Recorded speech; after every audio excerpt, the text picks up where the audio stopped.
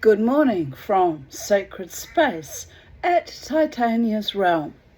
It's 11:07 a.m. Brisbane time on the east coast of Australia, and the date is Saturday, the 2nd of May 2026. So, Shabbat Shalom.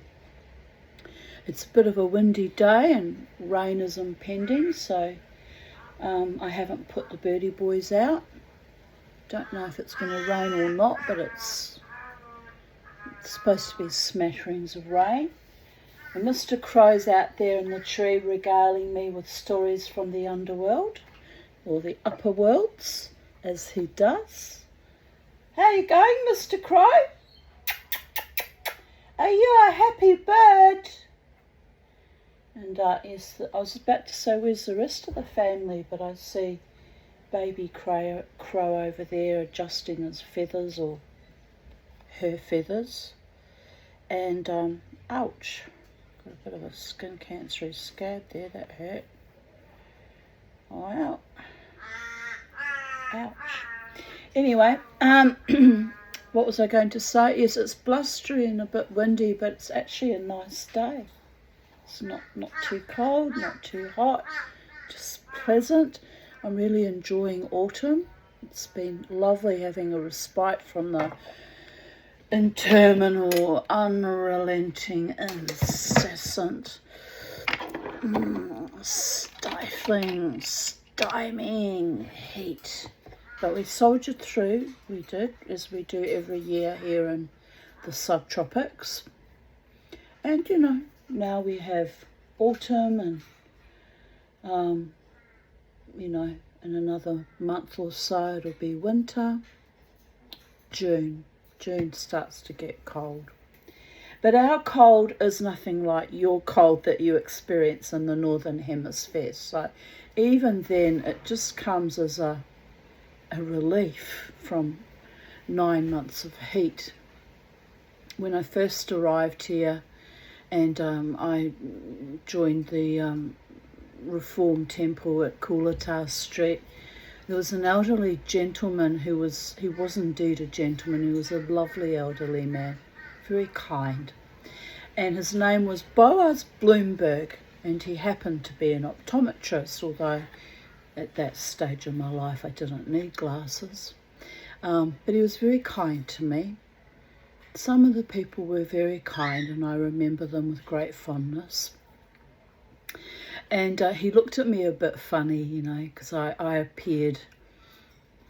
We arrived actually in winter time on the 1st of August, but I didn't join the temple, I think, till the following year, in 1989, because it took a bit of settling in and finding our way around a bit.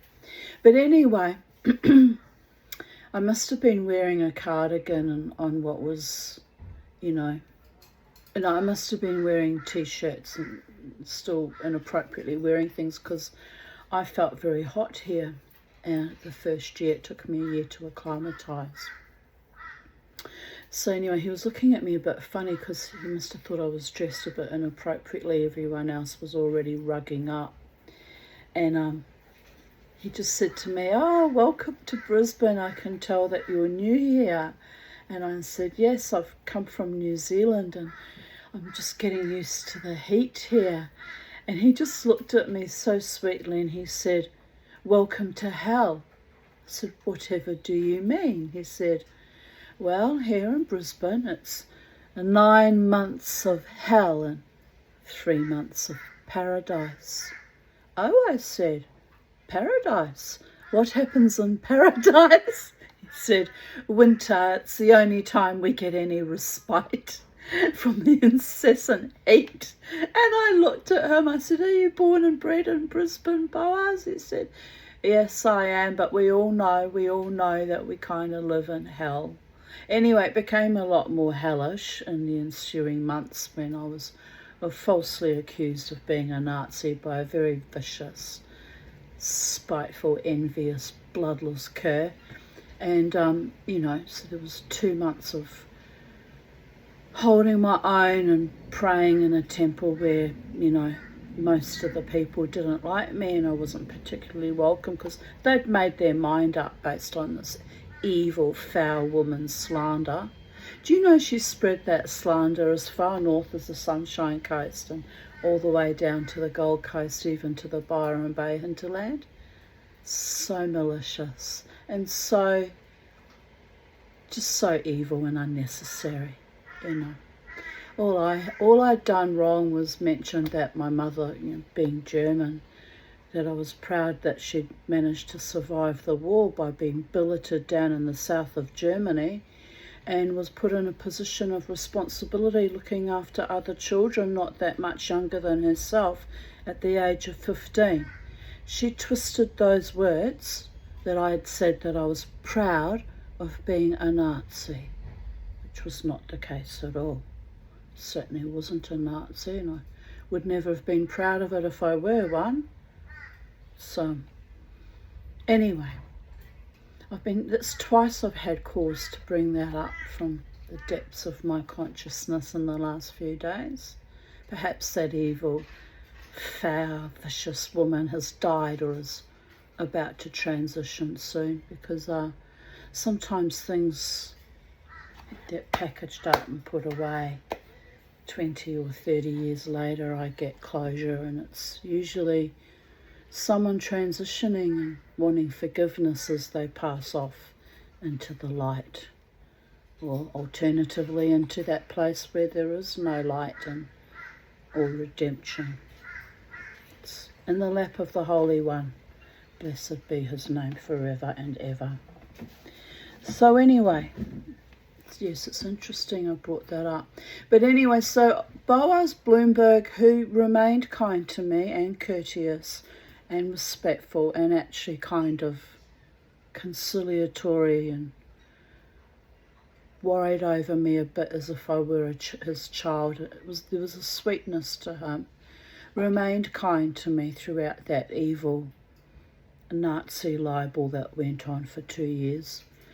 And, you know, as I say, there were other people who were kind and could see that I was indeed heartfelt and sincere, even though I'm a convert, and was raising my daughters Jewish in a Jewish temple in the Reform Progressive Movement, and showing up every Friday night and Saturday, you know, depending when the services were on, or whether I was well enough to rock up, because I was struggling with health issues even as a very young woman. And, you know, that I was doing all the things that were the right things to give honour to the ancestors and, you know, the Jewish traditions, and raise my children as Jews. And after all that struggle and effort and fighting for my reputation and my own self and my baby girls, now it's all gone. My daughters are estranged and no one keeps any of the holidays anymore, including me. I've let it just drop like a bundle. And there's kind of a deep sadness that I experience underlying that, because, you know, I put in the hard yards and the effort and the work, and I was even a lay leader quite often at that temple in Coolatow Street. I used to help, you know, lead services. So,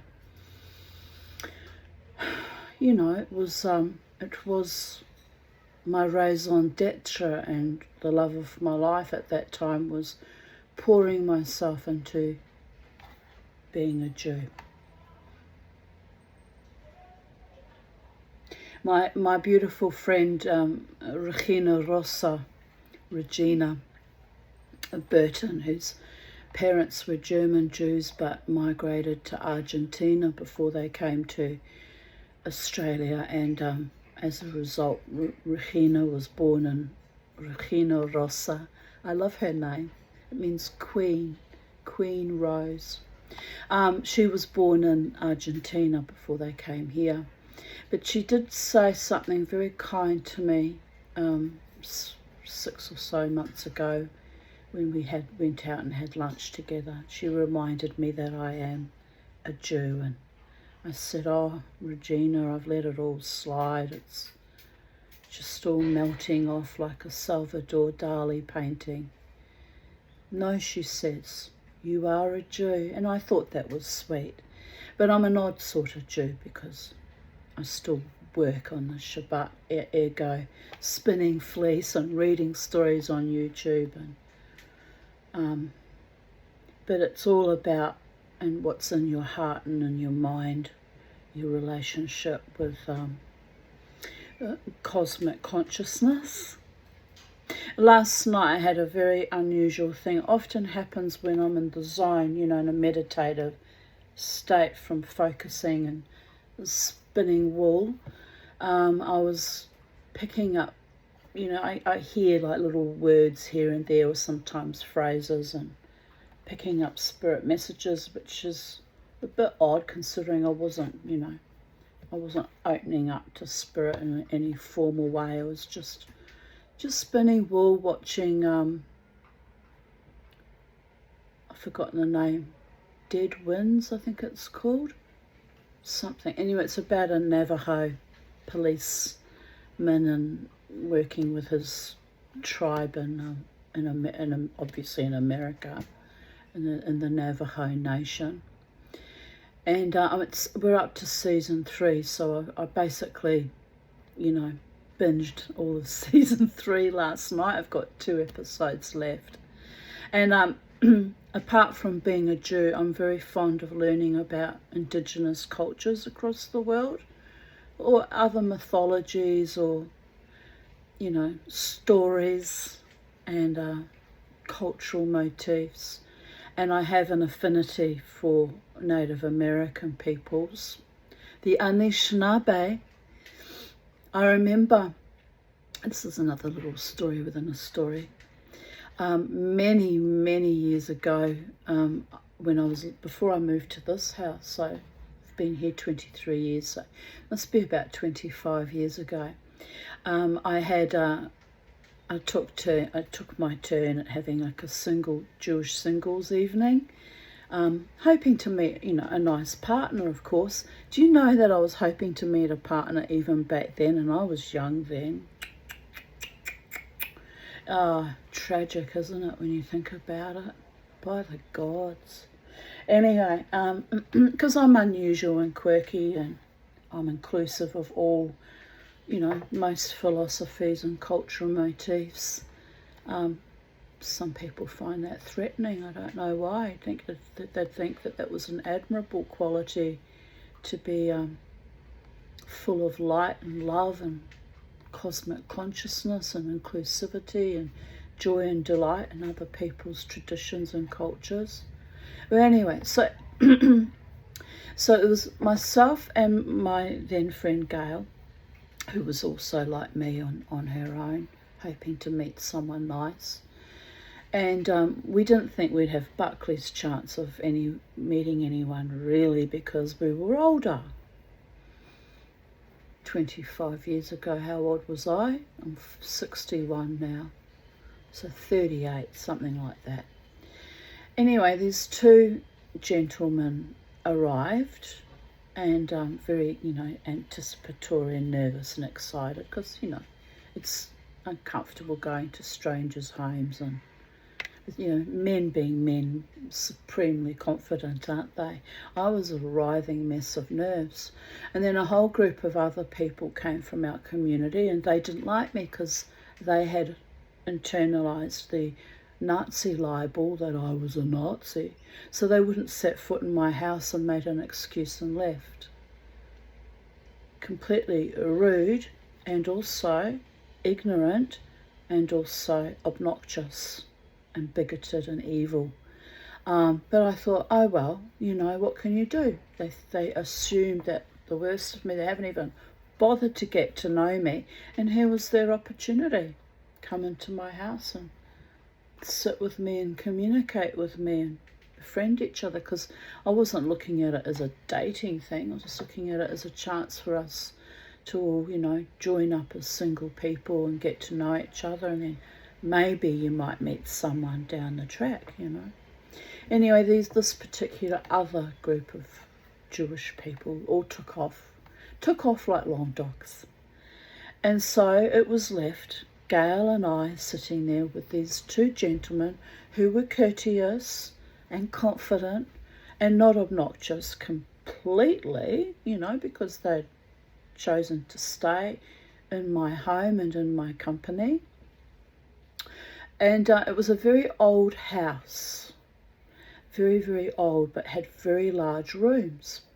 And the kitchen and the dining room was one room, but it was a much bigger space. It was actually twice the size of my little kitchen and dining room that I squeeze into here in this little cottage that I've been in for 23 years. That, I'm comfortable, but it was a bit of a shock moving here because it was so much smaller. So anyway, the four of us sat at my big round timber dining table, and I had my it's a different hutch dresser to the one I've got now. This one was my mother's that I inherited in 2008. Public trustee gave me all her chattels in 2008. But anyway, the previous hutch was kind of a cheap timber one that I'd had in my marriage that I'd schlepped with me from house to house to house, moving to get us to safety. Actually, what did I do with it? I think I put it out on one of the curbside collections. There was another one from my mother's. I actually burnt it. I kept the little decorative edging which I've put on the sides of my bench here from it. Hammered that down so the beads don't fly off my bench. That's all I kept from that hutch, but I burnt it. That's another segue within a segue within a segue. So back to the house at Mount Gravatt East where these two gentlemen came along. I think both of them might have been Orthodox actually, which is fine, But one of the men had an immediate lusting attraction to Gail, who's a very attractive woman, I might add. So I couldn't exactly blame him. I could see that, he was immediately besotted with her.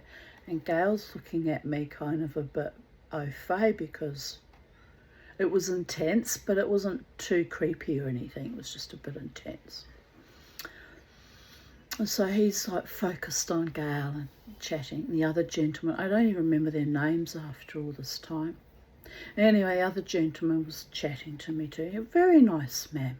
Neither of them were interested in me, romantically or sexually, which actually I was greatly relieved and happy about because it took the pressure off. There was no, oh my God, am I going to say the wrong thing, or do I have to, be constantly worried about how I'm presenting? And I just relaxed, and also I'm in my own home. So they look up the besotted one.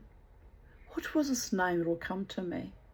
He became a bit of a stalker actually and a pest. With Gail, he became a nuisance. He married subsequently, thank the goddess for that. But he became annoying. I only know this because Gail was telling me about it and getting a bit het up about it actually because it was inappropriate. But anyway, he looks up at my hutch dresser, and in those days I had all 6 of them, but 2 have broken subsequently.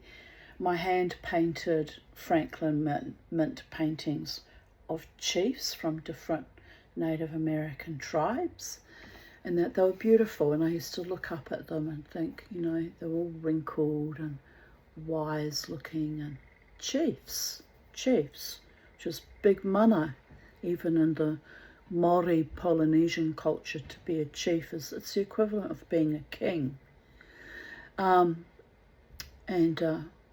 So anyway, he's looking up at them, and he stands in front of my hutch, and he throws his hands up in the air very dramatically, and he then turns around and looks at me and says, "Why?" I said, "Beg your pardon? Why do you have these Indian chiefs instead of Jewish things?" I said, "I've got plenty of Jewish what's the word? Not paraphernalia. What's the word? Jewish objet d'art. So I've got plenty of Jewish things around this house. If you look around, you'll observe that. And the other man nodded in the affirmative, you know.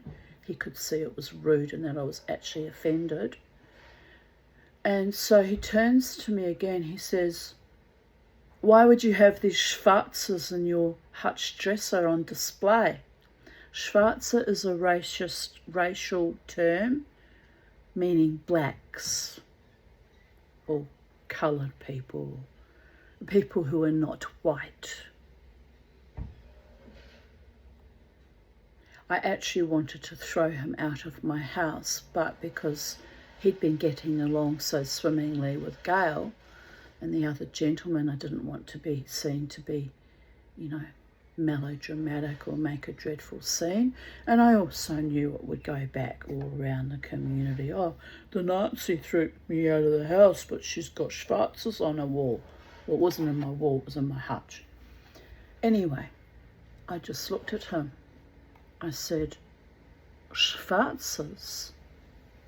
He said, yes, why would you have that? I said, they are men of great honour and of high rank, and they are the equivalent of kings.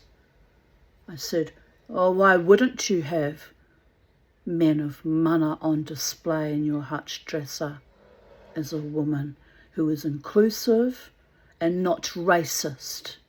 And the other man looked at me and nodded. Anyway, he sat back down. Oh, I apologise if I offended you, or words to that effect. I just looked at him. Apology accepted, but not really, because he really pissed me off. Really did piss me off, people of Earth. Come to someone's house and question what kind of imagery or ornamentation you have around the house.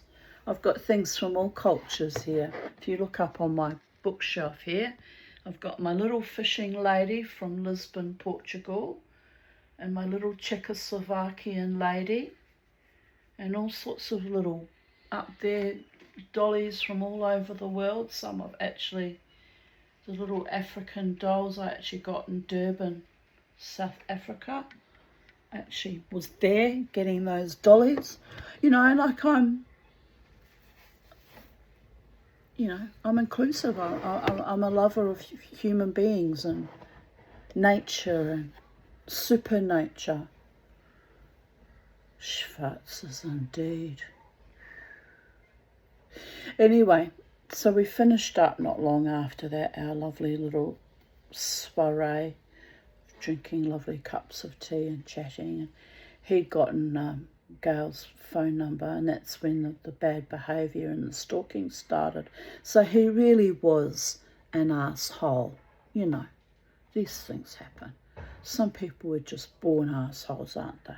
They can't really help it. It's their brain's wired, or their level of bad upbringing, or their racist attitudes, or whatever. Once an asshole, always an asshole, mind you.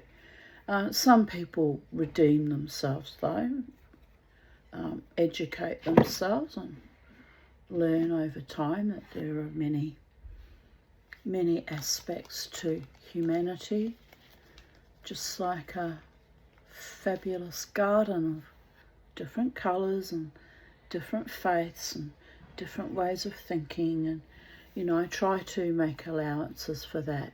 But it was ironic that, you know, people had walked away from my home refusing to participate in the Jewish singles evening because I'm a Nazi. And then one of, you know, the people that came was an Orthodox Jew who was a racist and hated Native American people. Why would you hate people you've never met, you've never studied their culture, and you've never even been to America? Why would you decide that you hate them? It's unbelievably crass and stupid. It really is. That goes for all kinds of people. I don't hate anyone. unless they've done the wrong thing by me. Then I develop a savage hate that, as I say, like that, the foul, evil, fucking fanny dragging fucking thing that has come up in my memory in recent days, going around accusing people of being a Nazi when they're clearly not. Then that's a kind of a hatred that I did suppress for a long time, because I thought, what's the point? She thinks she's in the right. She thinks she's doing something good. She had no idea how much damage she was going to unleash on me and my children. But, out of her befouled, bigoted ignorance, because bigotry, as I just explained, goes both ways.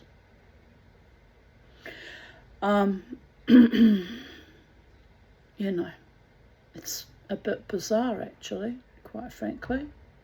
But anyway, there's a kind of a subterranean hatred, like the hatred I developed for David Davidson, of not so blessed memory, who had been so savage to me, knowing that I was in love with him at the time, many years ago, predated even that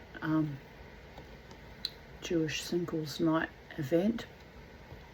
And the emotion of fury and grief and abject fucking horror, the foulments that went into that man, bound him to me to the point that when he died he haunted me, wanting my forgiveness. I didn't realise that was what he was wanting at the time. I thought he was just being a pain in my ass from beyond the veil. Anyway, so here we go, full circle. Someone, I don't know if it was him, because he was Orthodox Jewish too, but some spirit last night while I was drafting out the fleece and pulling it and letting the machine, the spinning wheel, put in the twist and draw it in. I heard quite clearly the word Samhain. Samhain is, of course, in the northern hemisphere of planet Earth, occurs on October 31st, what became called Halloween. So I heard Samhain, which is the Celtic name for Halloween, predating the word Halloween actually, because that's All Hallows Eve is a Catholic holiday. So I heard the word Samhain very clearly in my right ear, as though someone had spoken it, like not whispered, but not loud, just Samhain. I kept spinning and watching the TV show. I thought I think it was called Dark Winds, not Dead Winds. Watching Dark Winds. Anyway, and so I'm spinning, and I thought, oh, righto, it's late at night, very late, and I'm getting tired, and my spiritual boundaries sometimes get pushed over when I'm very tired. And I thought, oh, okay, I've got spirit talking to me. So I just ignored it for a little bit, few seconds. And again they said, it's Samhain here in Australia, quite distinctly. And I said, is it though? Because, it must be soon, I said. It must be coming up soon.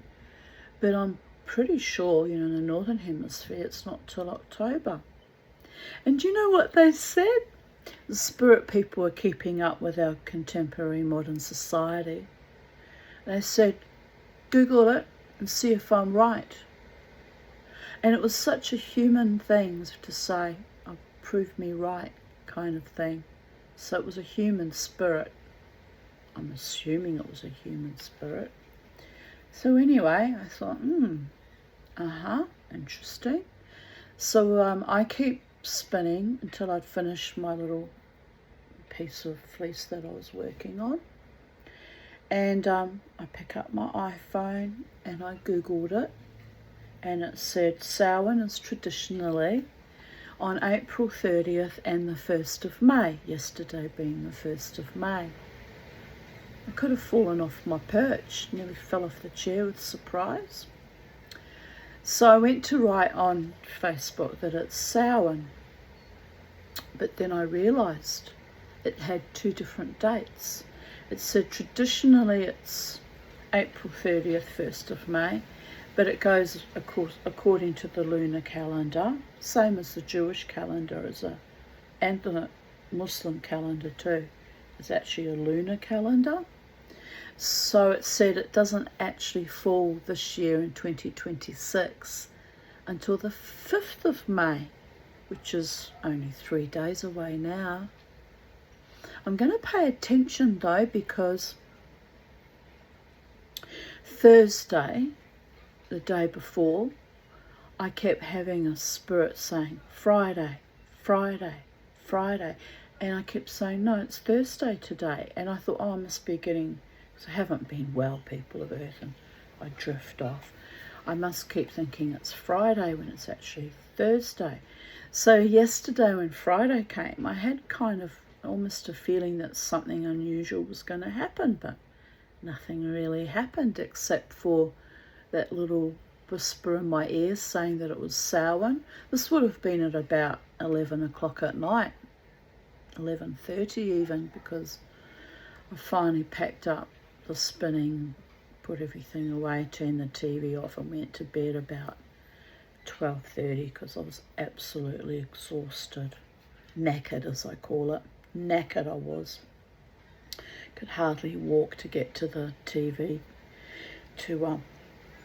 I switch it off at the wall now because I've had trouble with it and I'm trying to preserve it as long as possible.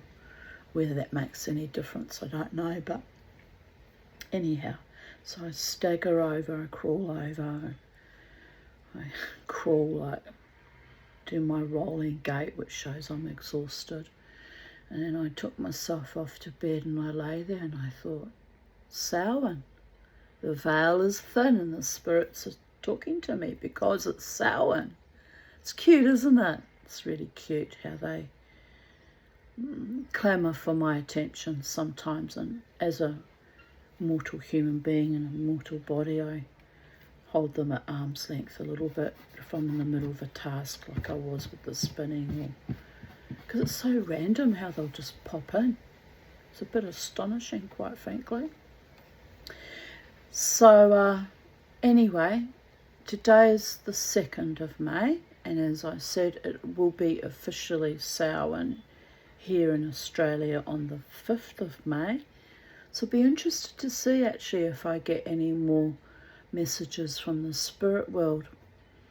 Whoever they were knowledgeable about, witchy or Celtic or pagan time frames, because they were making it clear that they were speaking to me because it was Samhain. And I didn't ask for any more messages because I was very, very tired, and it's not good to communicate with the spirit world when you're not mentally clear and well rested and have all your energy focused, because they can... Did you hear that? Something went tink in my kitchen. They can jump in and ride you. Riders in the storm. And, it's not okay. Spiritual boundary violation. And it happens quite frequently on my YouTube channel too. It hasn't happened for a while though. I think the last one was when they popped in and said tutto bellissimo and were telling me that I'm alive for a reason, and I guess kind of preparing me mentally, because I didn't know when that video was taking place that I was about to go through the dreadful toothy ordeal. So, but you see, when you go back over the notes I made or the observations I made on that video. It all makes sense. Your beautiful life is coming, and hold your line kind of thing, and stay grounded and stay healthy, Tanya Aarons. Right, we're 35 minutes in, and it was a long rambling. But anyway, what can I say? I could split this up, but I actually won't. It can stay tacked onto the story. Sometimes I separate them, my ramblings and my story readings. Sometimes I don't, according to how I am cognitively feeling in the moment. So we're here for part 2 of My Mother's Dream by Alice Munro, and we cut short at the mother of the baby wishing that in a fairy tale she could have risen off the bed with the strength of a young giantess and gone through the house breaking furniture and necks. She'd been abandoned by her own progeny, rejected by her own progeny, rejected the breast, and then ultimately completely her choosing her sister-in-law as a caregiver instead, because the baby identified with the sister-in-law who was bottle feeding her and just developed a deep love for the sister-in-law. And you know, babies are survivors by nature. They do that. They will decide who they like and who they don't like, and their love is immense when they truly love you, and when they truly abhor you, their hatred is immense too. There's no in-betweens with babies. It's something people don't tell you about, that, you know, like much older, bigger people, they have their little pet hates and dislikes. And if they don't feel particularly safe, or if they don't have an affinity for someone, they're not likely to change that opinion. They might mask it by getting along to go along, you know, because of survival, like I did with my family of origin, by the gods. But the masking usually kicks in when they're a little bit older, round about school age, you know, when they've become indoctrinated or adulterated by societal mores to start building walls around their little psyche to protect themselves, and also to somewhat fit in with the family dynamic, or how can I put it delicately, the predators that are around the family, to be participating in it, even against their own little will, because it's survival. When you're told as a child that if you don't do something, you're going to be killed, or your family are going to be killed, you take that pretty well literally, because you don't have the ability to discern or unpack what is truth and what is lies. And when it's done in a threatening way, it seems awfully real, people of Earth. If someone says they want to kill me now, I just like, really? Get in line. But that's after decades of having survived actual stranglers and people who killed my reputation as a young woman, like that saggy-breasted befoulment that never had the decency or the honour or the grace to apologise. Do you know, the other bizarre happened with that creature thing that happened was she got her daughter to befriend me on Facebook. This is the level of insanity and borderline behaviour. So I thought that surname's awfully familiar, but I thought, well, it's probably a common surname in the German Jewish community. It's a German Jewish name.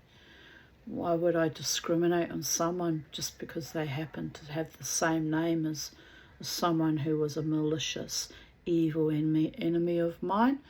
So I kind of had my radar swirling, but I didn't really think for one moment it would send its own daughter to information gather and befriend on Facebook.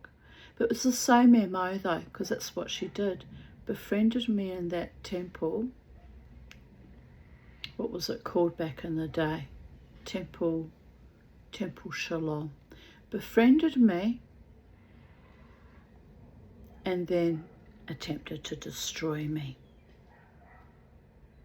Some people call that being a spy. I call that being a coward and lacking any sense of actual dignity or couth. You don't befriend an enemy to destroy them, people of Earth. You declare outright that they are an enemy from the beginning. It saves an awful lot of bother. Same could be said for, oh no, I won't go there. That man is of no real importance in the broad scheme of things. A nothing burger. Just so much trash. Right, where was I going with that? Can't remember. So we'll let it go. We'll let it go. Let it go. And we'll carry on with the story, shall we? Ah, yes. The rejection and the abandonments, including another man in my Jewish community who viciously, was harassing and bullying my younger daughter, who was in a position where she was working in the same department as him, and worm-tongued my younger daughter against me too. Evil. That's another one that developed a bind with me that will last until the day he dies. You got a problem with me. That's fine, you have a problem with me. But use my children against me like my ex-husband tried to do? No. You don't destroy someone by getting to them through their children, people of Earth. It's the most verminous thing you can do.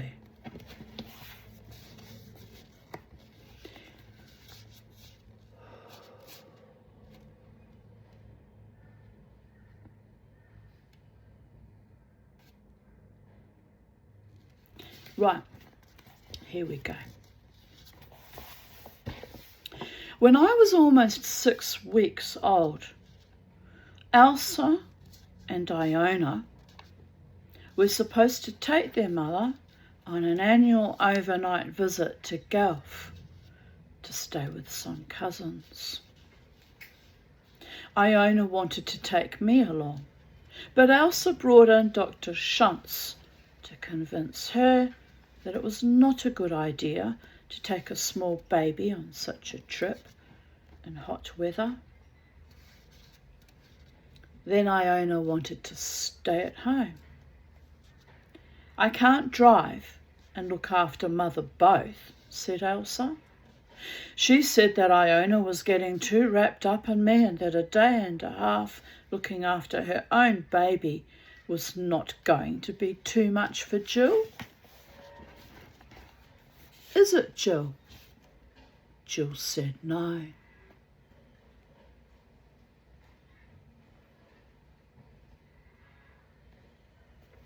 Iona tried to pretend it wasn't that she wanted to stay with me. She said that driving on a hot day made her car sick. You don't drive, you just have to sit there, Elsa said. What about me? I'm not doing it for fun. I'm doing it because they expect us. Iona had to sit in the back, which she said made her car sickness worse.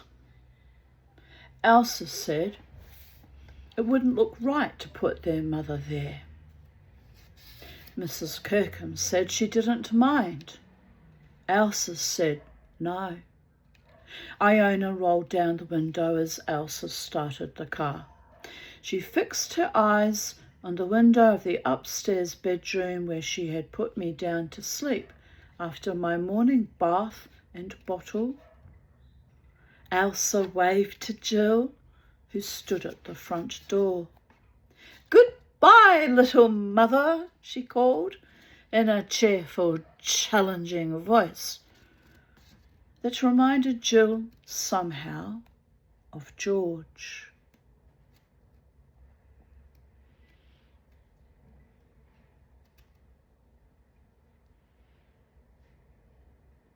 The prospect of getting away from the house and the new threat of disruption that was lodged in it seemed to have lifted Elsa's spirits. Perhaps it also felt good to her, felt reassuring to have Iona back in her proper place.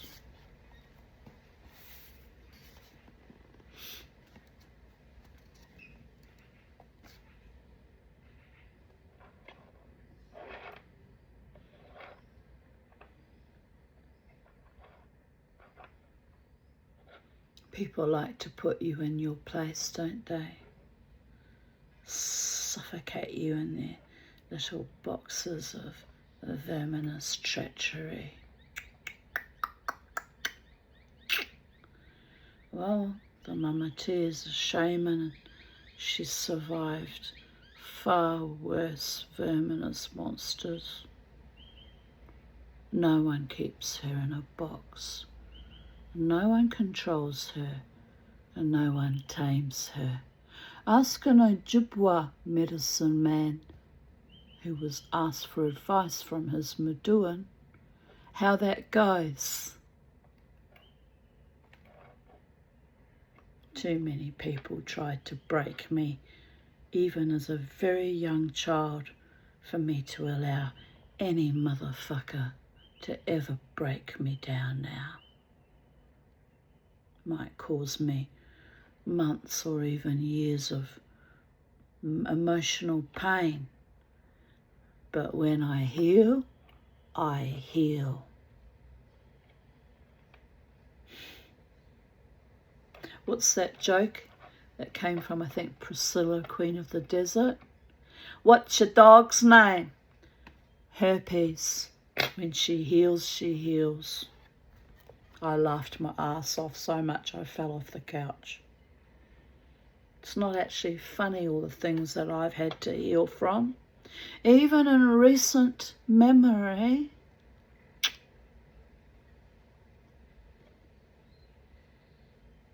But I have great capacity to heal myself and at times others by my words, energy, dance, experiential awareness, and joy and delight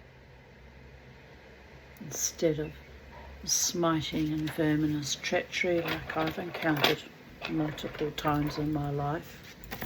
Joy and delight and love of the multiverses. It's a powerful thing, people of Earth. It's something that chiefs and medicine men know something about. It's a royalty and a nobility conferred by the gods. It truly is. Mana, power, but with absolute power comes absolute responsibility, and it is corruptive, very corruptive. Just ask Hurston, Metro North, about corrupt power plays going on there, undermining their students.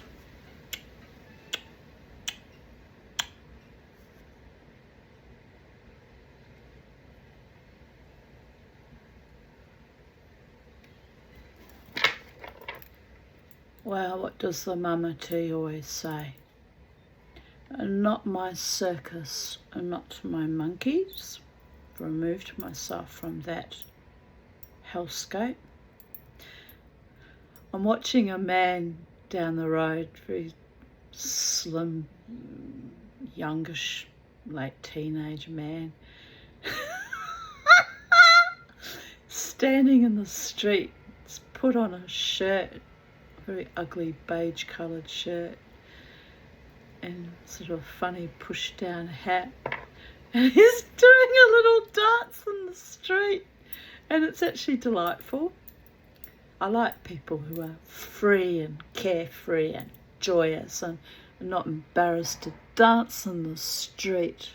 Should be more dancing in the streets, don't you think? Well, Mama T loves to dance. Not very good at it, apparently. Scotty baby got his mates at the Koala Tavern to tell me that.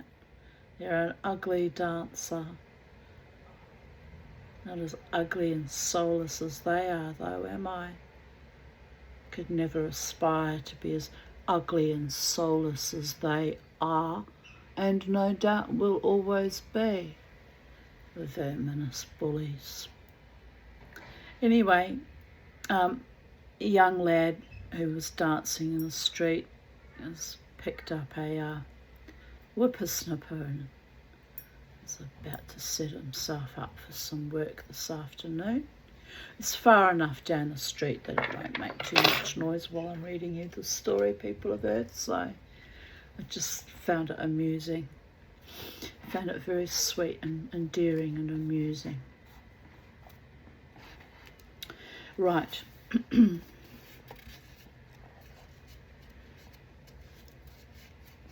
It was about 10 o'clock in the morning when they left, and the day ahead was to be the longest and the worst in Jill's experience. Not even the day of my birth, her nightmare labour, could compare to it. Before the car could have reached the next town, I woke in distress, as if I could feel Iona's being removed from me. Iona had fed me such a short time before that Jill did not think I could possibly be hungry. But she discovered that I was wet, and though she had read that babies did not need to be changed every time they were found wet, and that wasn't usually what made them cry, she decided to change me. Good. I hated how people used to leave their babies in their own shit and urine for hours and hours on end until the urine went rancid and the feces were glued to their little bottoms like dry hardened carbuncles. It's filthy to do that, really filthy and lazy and abhorrent. That's why I really cracked a shit when my mother was at the old people's home, Moreton Bay Nursing Care Unit, sharing a room with a real character, Jewish lady from Manchester named Joan. And I walked in and immediately the wall of stench hit me. I said, "Who smells?" They're demented, you know, treat them like they're children. And they couldn't smell anything because I guess they get used to sitting in their own shit, don't they? They don't smell it anymore. So I'm walking around the room going, trying to figure out if it was my mother or if it was Joan. It turned out to be Joan. She was completely oblivious. And I got very distressed because I could see that they weren't being taken care of properly, letting them sit in adult diapers soaked in their own urine and shit. Anyway, I called a carer. They call them carers. Torture fucking tormentors, more like. I really despise all of that. If I have to go in old people's home, if I get a whiff of it, a whiff literally, that I'm dementing and I need to go in old people's home, I will unalive myself. That's how bad it was what I witnessed was appalling. I'd rather unalive myself than be at the mercy of monsters. Anyway, I know this is dark, but it's reality, people. It's what I witnessed with my own 2 eyes. So I call the carer and she says, "Oh, what do you want?" I said, "Come in here and tell me what it smells like." Oh, I said, "I believe it's Joan and she will need changing." Oh, can't you do it? I said, "It's not my role to change residents here, change their diapers." Anyway, so she takes her into the little ensuite, and I'm literally vomiting and gagging from the stench of stale urine and stale feces. And I'm like, because I've got a very sensitive nose. And so I observed she dropped the diaper down, and the colour of it was so darkened because it had been there for all day, the urine, no doubt. And it was appalling. And I just looked at her. I said, "How long has she been left in that dirty adult diaper?" Oh, it would have been changed this morning. I went, "There's no way that's from this morning. That's at least 3 days old." She just looked at me, went into denial. Anyway, I said, clean her up, freshen her up." I said, "They can't be running around here in this state." Anyway, they did clean her up. But by the gods, I thought, my God. I had neighbours when I lived out at Waterford West who was so filthy. I'd go, she was very kind to me, and I was under constant being threatened with rape and murder and mutilation by a former Israeli Jewish boyfriend, I might add, and his boarders and his sister and his other lovers and hench persons. They all piled on. It was evil. So, but I would go over to the neighbour, beside me, who had 3 very small children. A little boy about 9 and the rest were toddlers.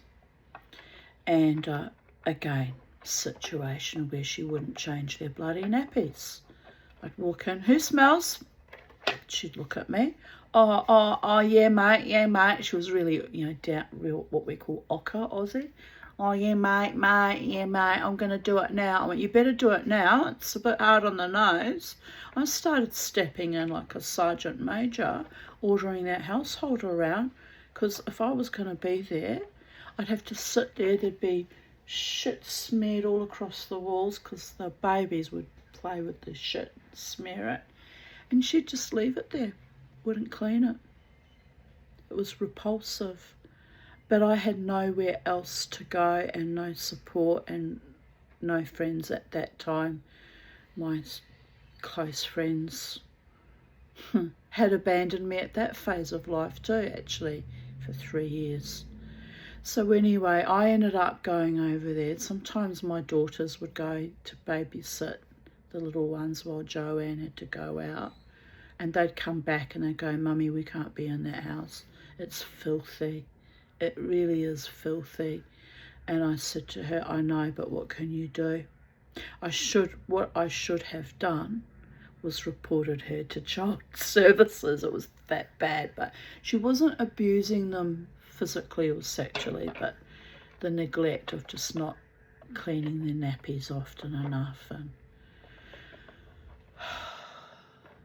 it was kind of awful. And then they got a puppy on top of it, so then there was dog shit everywhere as well. And then I shouldn't laugh, but it gets even worse. The husband developed some kind of fascination for me. So I'd be sitting there having a cup of tea with the wife, who was, apart from being rather dirty and not cleaning her kids often enough, was actually had some quite sweet characteristics. So we'd be sitting, have a cup of tea, and her husband be opposite us on the table, and he'd have his hands down his pants and he'd be like, looking at me like that. This went on for a while till one day I cracked a shit, as I call it.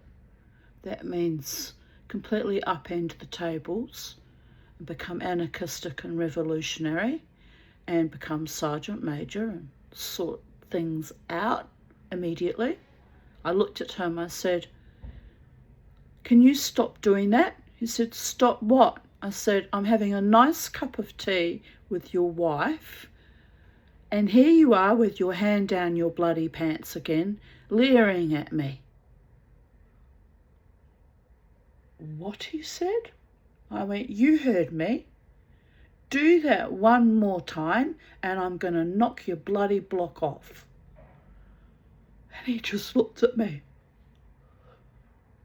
And Joanne was her name, said to him, "She's right, you know. I've been watching you do it. It's revolting and embarrassing, and I haven't known what to say because you're my husband and she's my neighbour and my friend." And I'm like, "Oh, bejesus, am I really your friend in this situation?"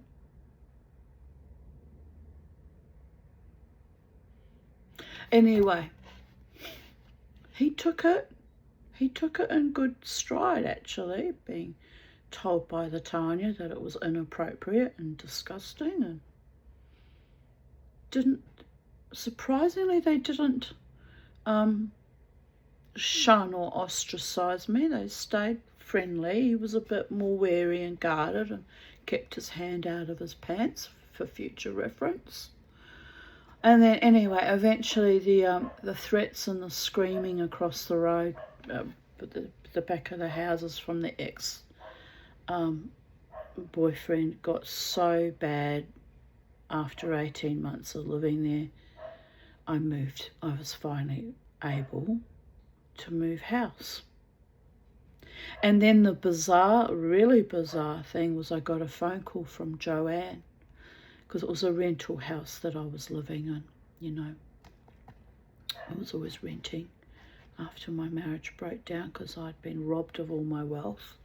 Anyway, so she rings me up this day and she says to me, "That house you were living in next door to us," she said, "is so badly haunted." She said, "We can hear things being thrown into the walls, the sounds of crockery being smashed." I said, "The house is completely empty. I took everything out of it when I left. I took all my possessions. There can't possibly be pots and pans and plates being thrown into the wall." She said, "That's what it sounds like, Tanya. It sounds like someone going completely berserk and you and the children are not there anymore. So it's really frightening." I said to her, "Well, I used to get things happen like the sound of rocks hitting the roof, but I just assumed it was the ex-boyfriend because they had thrown rocks at the roof on a few occasions." I said, "But there was one time that I was sitting there alone when the kids were, you know, having access with their father, and I heard the rock hitting the roof and I ran out quickly. It was an evening, just on dusk. And I had a torch and I looked and there was nothing on the roof, not a rock, not a pebble, not a stone." And I said, "You know, it was a tin roof, so tin roofs make a lot of noise, cracking and grinding and occasional bangs." I said, "But the sound was of a rock being hurled at it." She said, "You weren't crazy, Tanya, that you were hearing things." She said, "Because we're terrified. We're going to move house. We live next door to it and it sounds like there's a party of people going on and they're all violent and crashing and attacking each other. And we can't take it anymore. Our nerves are shattered. We supported you through all that threats of violence when you were living there, and now it's like ghost violence and you're not even there." I said, "Well, the only thing that can be done would be to go into the house and completely bless it and exorcise it and, you know, throw holy water or salt and salt the place." I said, but I can't because I've moved out, and how will I explain to the landlords that there's a problem with the house and it might be residue from all the trauma that myself and my children were put through. Something's moved in that was perhaps attached to us, and now we've left there. It's stuck there and it's acting out in rage. I said, I can't tell a landlord that. I said, and the landlords didn't like me that much anyway by the time I moved out. They falsely accused me of breaking curtain rods and things, and it was pristine when I moved out. It didn't occur to me that there was some kind of entity that might have actually broken things for real. Anyway, she said, well, we're so frightened, we're going to move. And they did. They moved with their 3 children, and then they invited me to their new rental home. Can't remember, it was somewhere out Ipswich way. I think I went there once. We had a pleasant, afternoon tea or whatever. But then we both kind of let the friendship just kind of drift. It had completed its season or its reason or its contract with the gods. No enmity towards them, but the shitty diapers, that was bad. That was very, very bad. Anyway, where were we?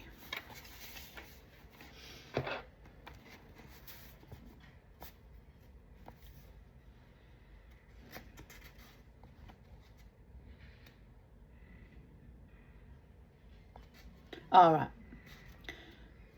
So I was about to say she decided to change the baby, which is a good thing. Shouldn't leave your kids sitting too long in urine and feces. As I say, it's abhorrent. It wasn't the first time she had done this, but she had never done it easily. And in fact, Iona had taken over more often than not and got the job finished. I made it as hard as I could. I flailed my arms and legs, arched my back, tried my best to turn over, and of course kept up my noise. Jill's hands shook. She had trouble driving the pins through the cloth. She pretended to be calm. She tried talking to me, tried to imitate Iona's baby talk and fond cajoling, but it was no use. Such stumbling insincerity enraged me further. She picked me up once she had my diaper pinned. She tried to mould me to her chest and shoulder, but I stiffened as if my body was made of red-hot needles. She sat down. She rocked me. She stood up. She bounced me. She sang to me the sweet words of a lullaby that were filled and trembling with her exasperation, her anger, and something that could readily define itself as loathing. We were monsters to each other, Jill and I. At last she put me down more gently than she would have liked to do. And I quieted. In my relief at seemed at getting away from her. She tiptoed from the room, and it wasn't long before I started up again. So it continued. I didn't cry non-stop. I would take breaks of 2 or 5 or 10 or 20 minutes, just loving seeing my natural grey coming through. It's happening, people of Earth. It's happening. Cronedom. The most powerful phase of a woman's life is her cronedom. It's not all that sexy, I guess, but it's powerful and potent and poignant in its aging wisdom and beauty. The stories I tell myself. Well, gotta be positive, don't you? Gotta live your best life. Hold your line. When the time came for her to offer me the bottle, I accepted it. I lay in her arms stiffly and snuffled warningly as I drank. Once half the milk was down, I returned to the assault. I finished the bottle eventually, almost absent-mindedly, between wails. I dropped off to sleep and she put me down. She crept down the stairs. She stood in the hall as if she had to judge a safe way to go. She was sweating from the ordeal and from the heat of the day. She moved through the precious, brittle silence into the kitchen and dared to put the coffee pot on the stove. Before the coffee was perked, I sent a meat cleaver cry down on her head. She realised that she had forgotten something. She hadn't burped me after the bottle. She went determinedly upstairs and picked me up and walked with me, patting and rubbing my angry back. And in a while I burped. But I didn't stop crying, and she gave up. She laid me down. What is it about an infant's crying that makes it so powerful, able to break down the order you depend on inside and outside of yourself? It is like a storm, insistent, theatrical, yet in a way pure and uncontrived. It is reproachful rather than supplicating. You're both very quiet birdies today. My goodness. It comes out of a rage that can't be dealt with, a birthright rage free of love and pity, ready to crush your brains inside your skull. Do you know what that feels like, having your brains crushed inside your skull, people of Earth? I do. I had bacterial meningitis as a child. Caught it at Rotorua, New Zealand, in the hot pools. 4 children died that day. I didn't. But my head swelled up twice its size as I lay languishing between this world and the next, trying very hard not to die. Swollen, crushed brain pressed right up against the top of my skull. It felt like it was going to push itself, crack my skull open like an eggshell, and I was going to burst out of it. That was my childish imagination anyway. I was 6.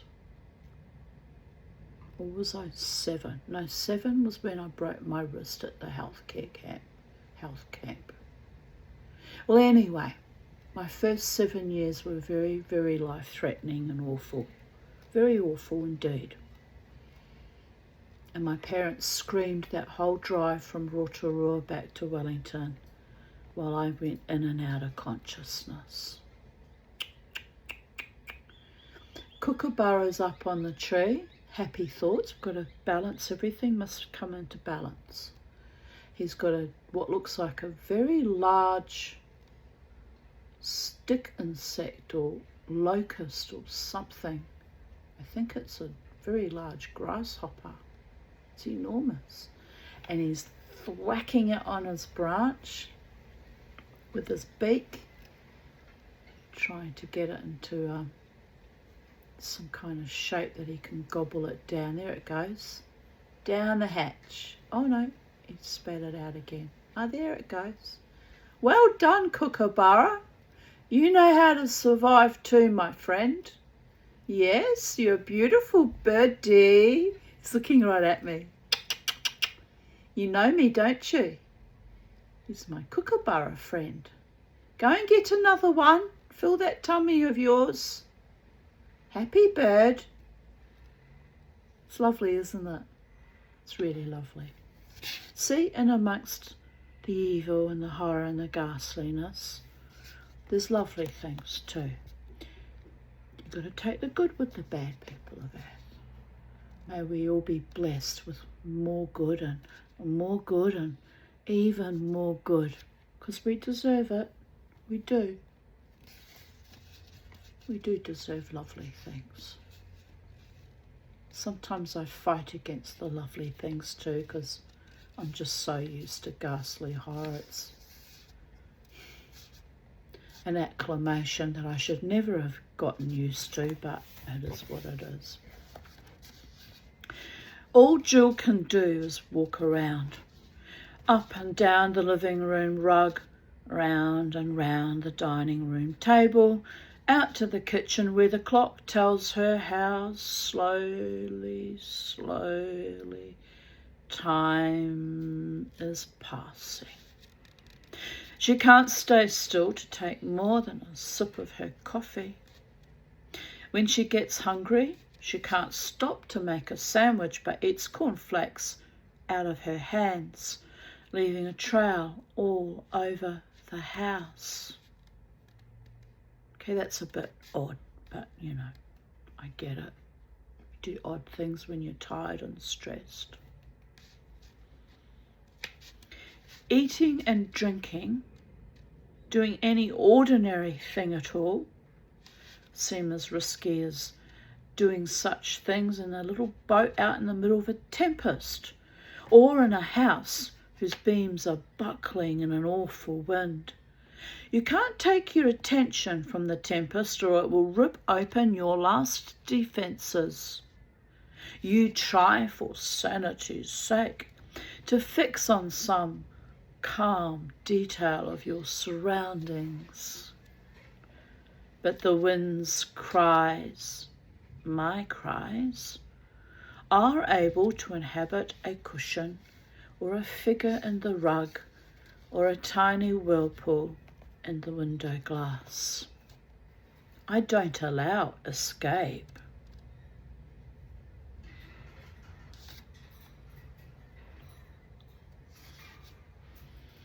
The house is shut up like a box. Some of Elsa's sense of shame is rubbed off on Jill, or else she's been able to manufacture some shame of her own. A mother who can't appease her own baby. What is more shameful? She keeps the doors and windows shut, and she doesn't turn the portable floor fan on because, in fact, she's forgotten about it. She doesn't think anymore in terms of practical relief. She doesn't think that this Sunday is one of the hottest days of the summer, and maybe that is what is the matter with me. What you doing, Cammy boy? You're flying. Oh, you're flying like a real birdie. Kookaburra's out in the tree. You want to sing to her? Sing to Kookaburra. Kookaburra sitting in the old gum tree. Merrily, merrily, merrily, merrily, munching locusts is he.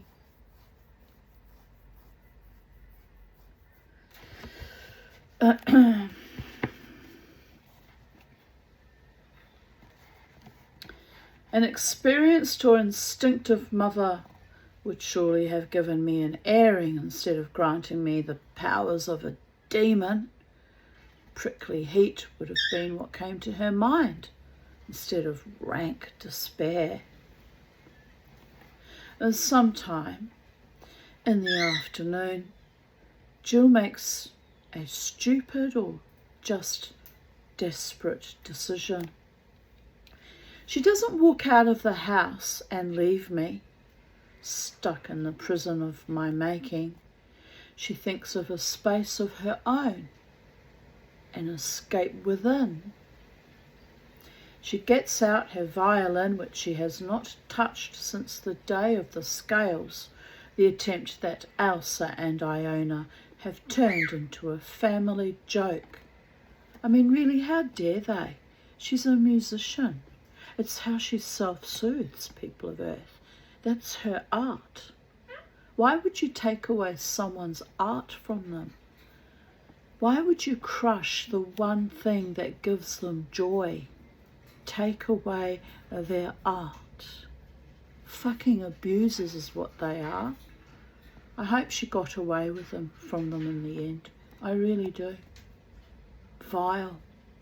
Making her into a joke. It's vile. I'm not talking about the problem with the baby. That's a separate. Actually, no, it's not all that much a separate issue, because babies pick up on hostility and tension in the home and that feeling of ungroundedness and unsafety. I know mine did. By the gods.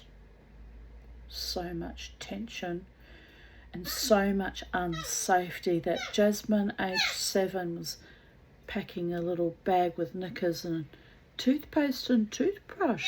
She took the time to think about packing in a little backpack. And she said to me, "Can we run away to South Bank, Mummy?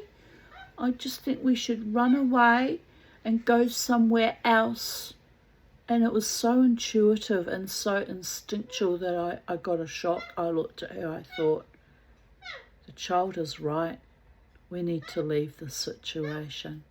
If my children are feeling so distressed at the behaviour and attitudes and bare automaton functioning of both their parents, then this marriage is actually over, and it's cruel to keep them in the situation.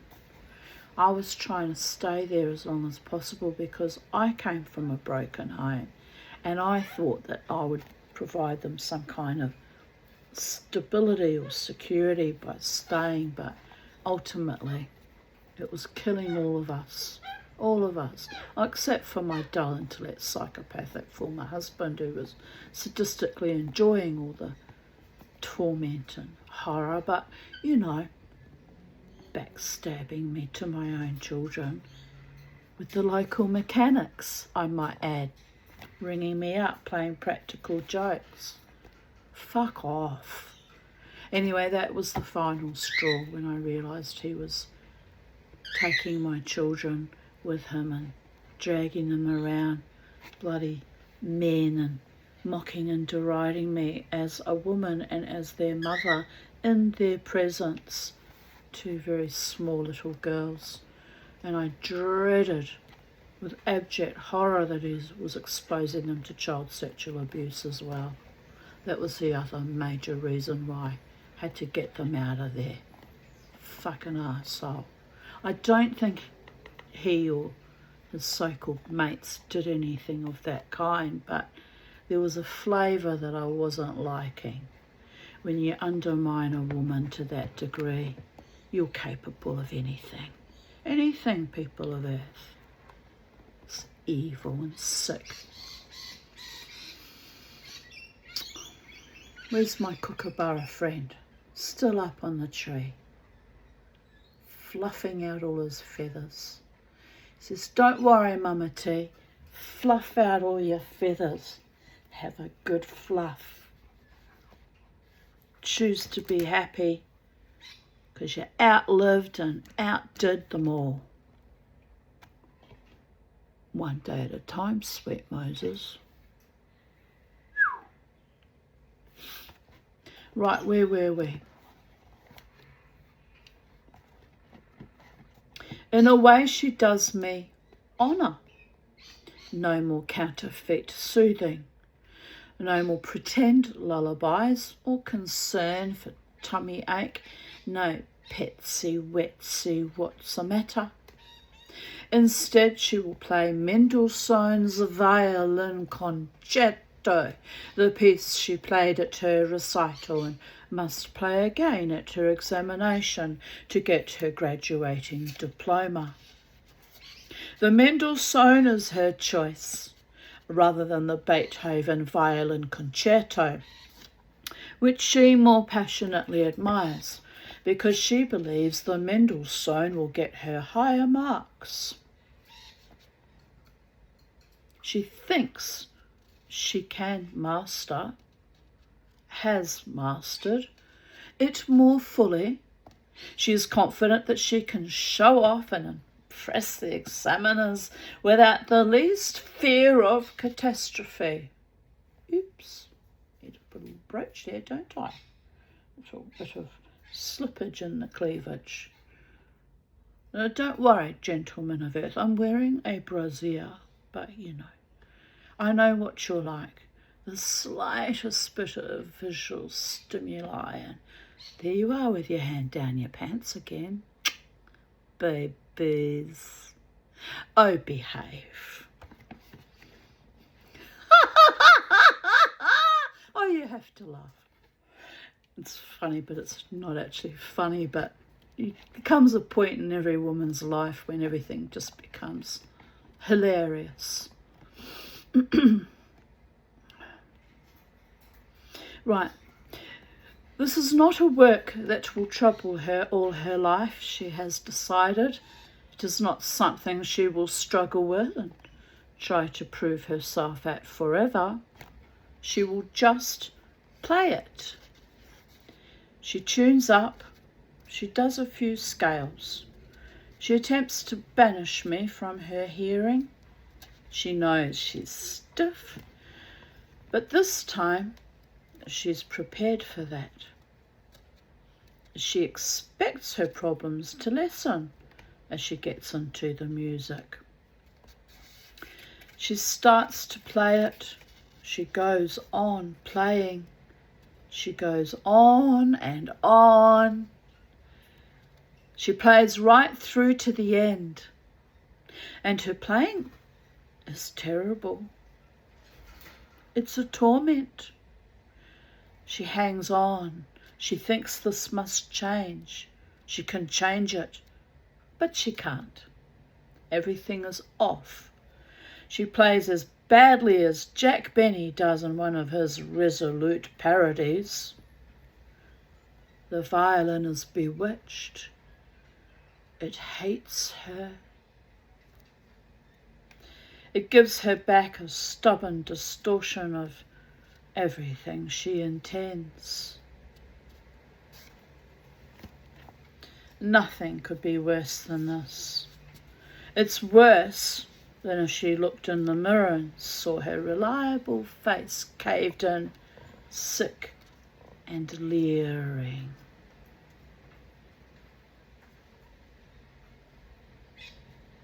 A trick played on her that she couldn't believe and would try to disprove by looking away and looking back, away and back, over and over again.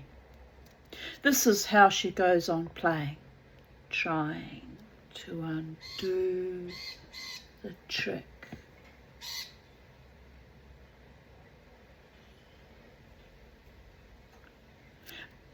But not succeeding. She gets worse. If anything, sweat pours down her face and arms and the sides of her body, and her hand slips. There is simply no bottom to how badly she can play. Finished. She is finished altogether. The piece that she mastered months ago and perfected since, so that nothing in it remained formidable or even tricky, has completely defeated her.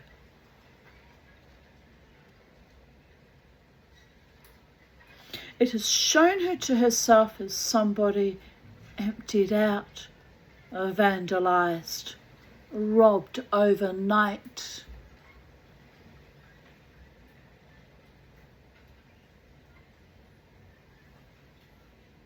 She doesn't give up. She does the worst thing. In the state of desperation, she starts in again. She will try the Beethoven. And of course, it's no good.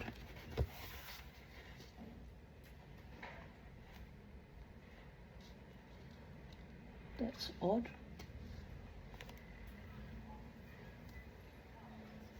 I saw both my neighbours drive out, but maybe one of the children's home. Just a weird clanking somewhere in that direction, wasn't it? I thought it was my neighbours, but they're not home. Oh, it's probably the people building opposite and the sounds travelled circuitously or something like that, people are there.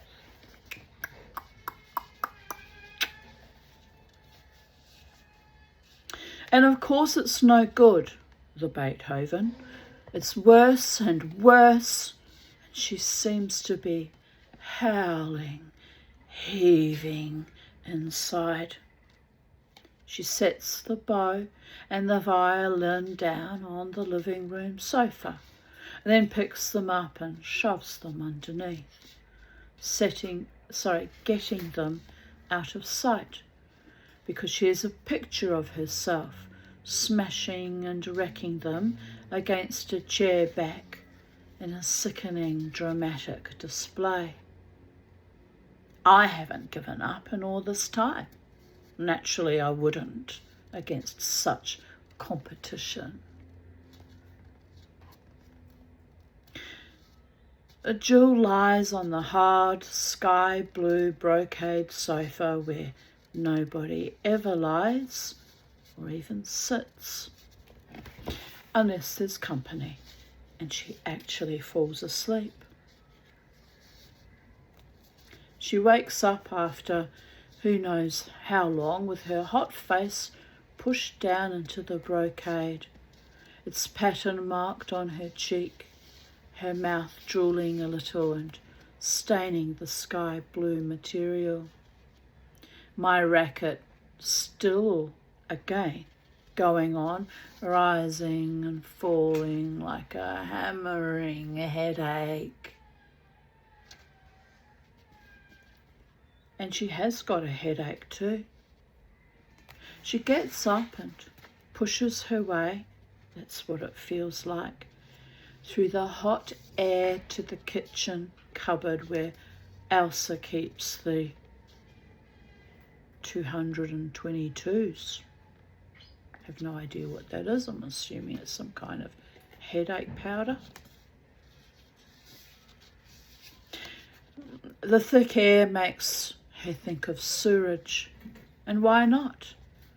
While she slept, I dirtied my diaper, and its ripe smell has had time to fill the house. 222s. Warm another bottle, climb the stairs. She changes the diaper without lifting me from the crib. The sheet, as well as the diaper, is a mess. The 222s are not working yet, and her headache increases in fierceness as she bends over.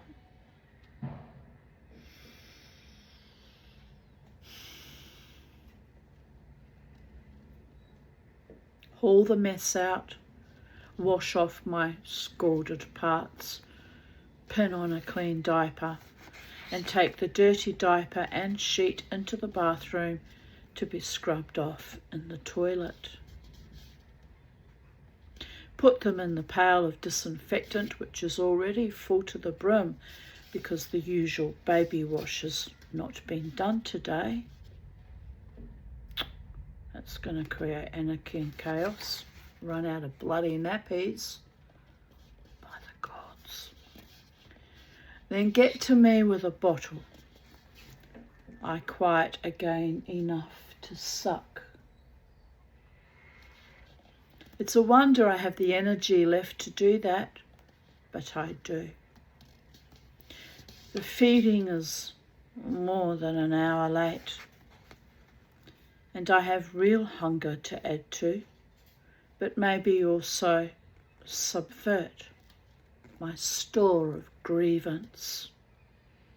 I suck away, I finish the bottle, and then, worn out, I go to sleep, and this time actually stay asleep.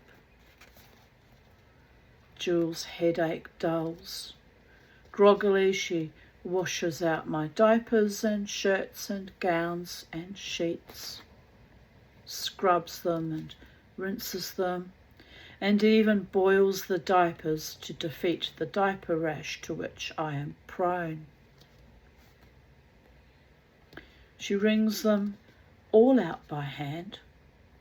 She hangs them up indoors because the next day is Sunday, and Elsa, when she returns, will not want to see anything hanging outdoors on Sunday. Which is bonkers, quite frankly, but, you know, not my monkey, not my circus. It's raining through the sun, a sun shower. Oh. What are my little boys doing? It's raining. Just as well I didn't put you outside. They're quite contented, actually. Very contented.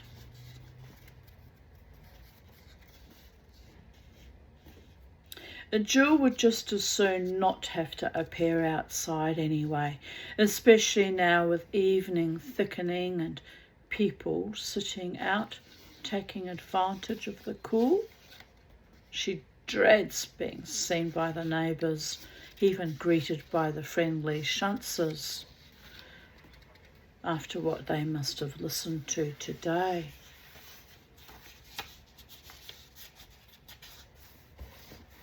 And such a long time it takes for today to be over, for the long reach of sunlight and stretched shadows to give out, and the monumental heat to stir a little, opening sweet, cool cracks. Then all of a sudden, the stars are out in clusters, and the trees are enlarging themselves like clouds, shaking down peace. But not for long, and not for Jill.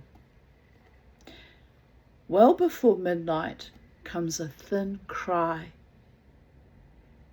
and you could not call it tentative, but thin at least, experimental, as if in spite of the day's practice I have lost the knack. Or as if I actually wonder if it's worth it.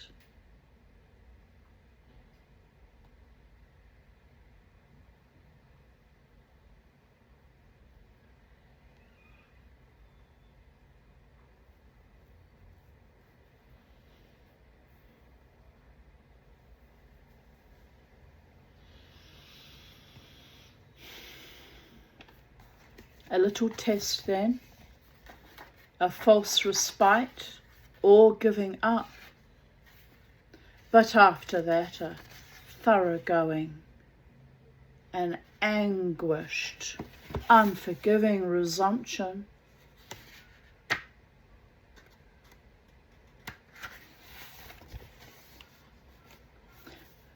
Just when Jill has started to make more coffee to deal with the remnants of her headache, thinking that this time she might sit by the table and drink it, now she turns the burner off.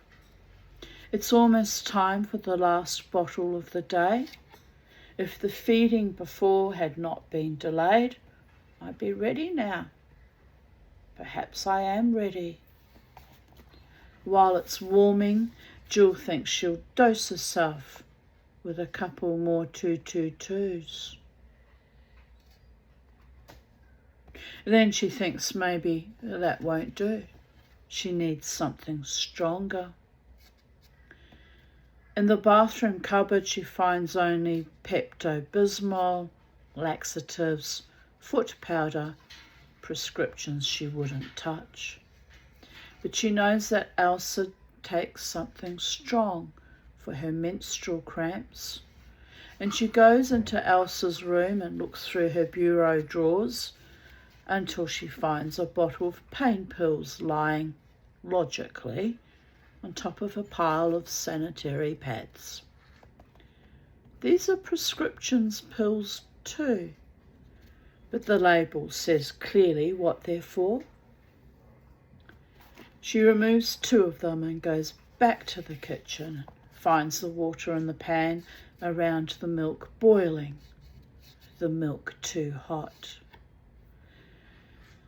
She holds the bottle under the tap to cool it, my cries coming down to her like the clamour of birds of prey over a gurgling river. And she looks at the pills waiting on the counter and she thinks, yes. She gets out the knife and shaves a few grains off one of the pills, takes the nipple off the bottle, picks up the shaved grains on the blade of the knife and sprinkles them, just a sprinkle of white dust, over the milk.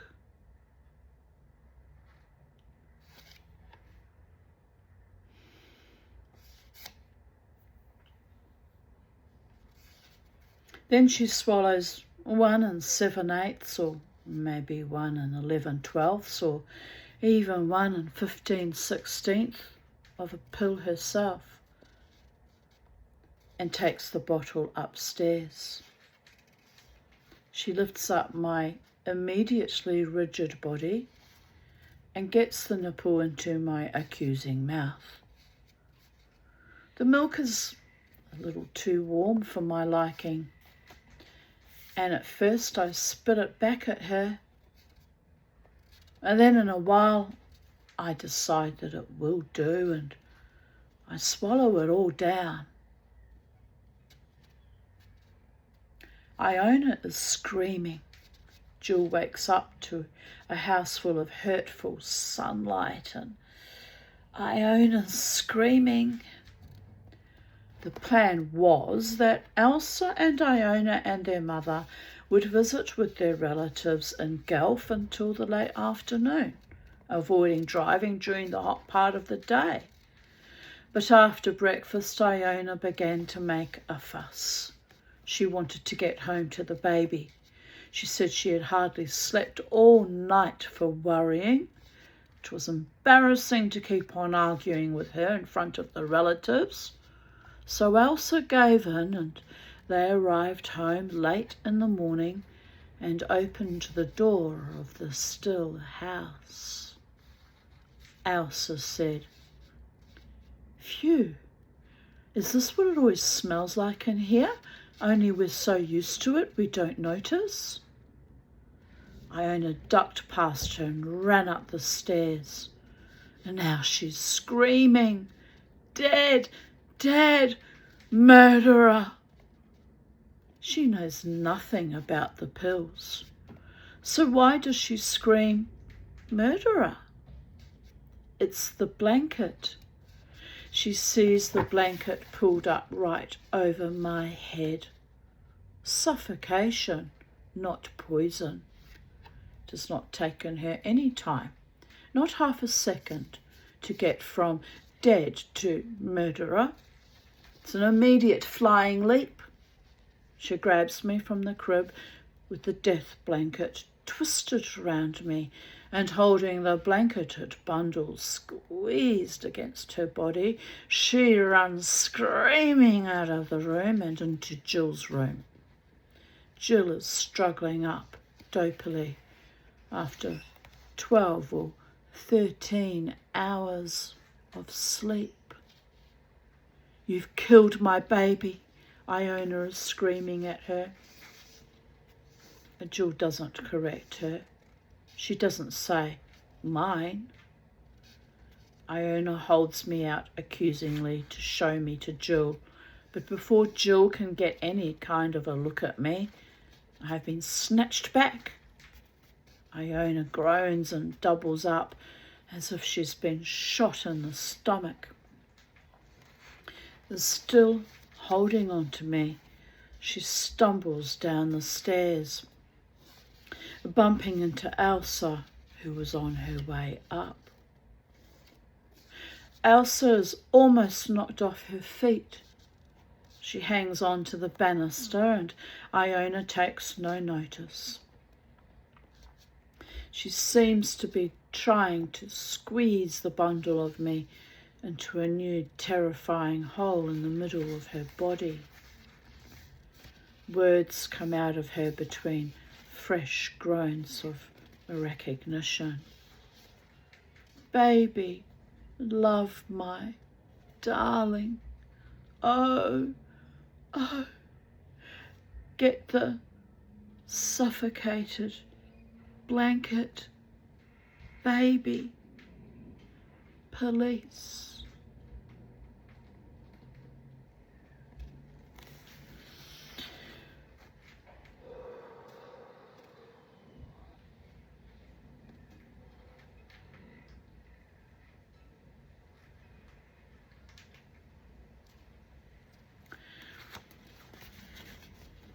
Jill has slept with no covers over her and without changing into a nightdress. She's still in yesterday's shorts and halter, and she's not sure if she's waking from a night's sleep or a nap. She isn't sure where she is or what day it is. And what did Iona say? Groping her way up out of a vat of warm wool, Jill sees rather than hears Iona's cries, and they're like red flashes, hot veins on the inside of her eyelids. She clings to the luxury of not having to understand, but then she knows she has understood. She knows it's about me. But Jill thinks that Iona has made a mistake. Iona has got into the wrong part of the dream. That part is all over. The baby is all right. Jill took care of the baby. She went out and found the baby and covered it up. All right. In the downstairs hall, Iona makes an effort and shouts some words all together. She pulled the blanket all the way over its head. She smothered it. Elsa comes downstairs, hanging onto the banister. Put it down, she says. Put it down. Iona squeezes me and groans. Then she holds me out to Elsa and says, "Look, look." Elsa whips her head aside. I won't look." Iona comes close to push me into her face. I am still all wrapped up in my blanket, but Elsa doesn't know that, and Iona doesn't notice or doesn't care. Now it's Elsa screaming. She runs to the other side of the dining room table, screaming, "Put it down, put it down. I'm not going to look at a corpse."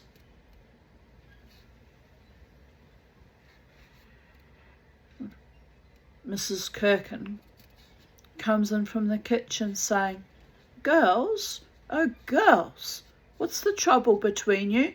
I can't have this, you know." "Look," says Iona, forgetting Elsa and coming around the table to show me to her mother. Elsa gets to the hall phone and gives the operator Dr. Schuntz's number. "Oh, a baby," says Mrs. Kirkham, twitching the blanket aside.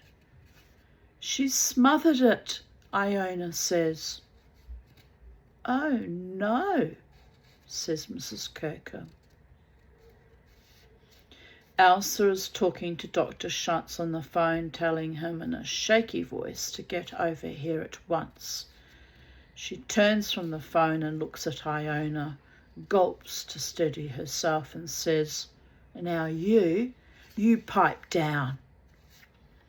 Iona gives a high-pitched, defiant yelp and runs away from her, across the hall into the living room. She is still hanging on to me. Jill has come to the top of the stairs. Elsa spots her. She says, "Come on down here." She has no idea what she's going to do to Jill or say to her once she gets her down. She looks as if she wants to slap her. "It's no good now getting hysterical," she says. Jill's halter is twisted part way around so that most of one breast has got loose. "Fix yourself up," says Elsa. "Did you sleep in your clothes? You look drunk." Jill seems to herself to be walking still in the snowy light of her dream. But the dream has been invaded by these frantic people. Elsa is able to think now about some things that have to be done. Whatever has happened, there has got to be no question of such a thing as a murder. Babies do die for no reason in their sleep. She has heard of that. No question of the police. No autopsy. A sad, quiet little funeral. The obstacle to this is Iona. Dr. Schantz can give Iona a needle now. The needle will put her to sleep, but he can't go on giving her a needle every day. The thing is to get Iona into Morrisville. This is the hospital for the insane, which used to be called the asylum, and in the future will be called the psychiatric hospital, then the mental health unit. But most people just call it Morrisville, after the village nearby. "Going to Morrisville?" they say. They took her off to Morrisville. Carry on like that, and you're going to end up in Morrisville. Iona has been there before and she can go there again. Dr. Schantz can get her in and keep her in until it's judged she's ready to come out. Affected by the baby's death. Delusions. Once that is established, she won't pose a threat. Nobody will pay any attention to what she says. She will have had a breakdown. In fact, it looks as if that may be the truth. It looks as if she might be halfway to a breakdown already. With that yelping and running about, around and about. Well, why wouldn't you? Your foster baby dies, or your niece that you've been feeding and nurturing dies. Why wouldn't you run and yelp around? Yelp and run around. By the gods. People are cruel, aren't they? They're just so fucking cruel. Evil and cruel.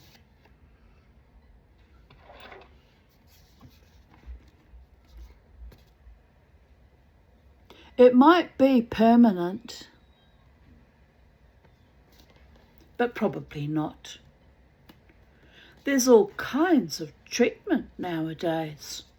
Drugs to calm her down, and shock if it's better to blot out some memories. And an operation they do, if they have to, on people who are obstinately confused and miserable.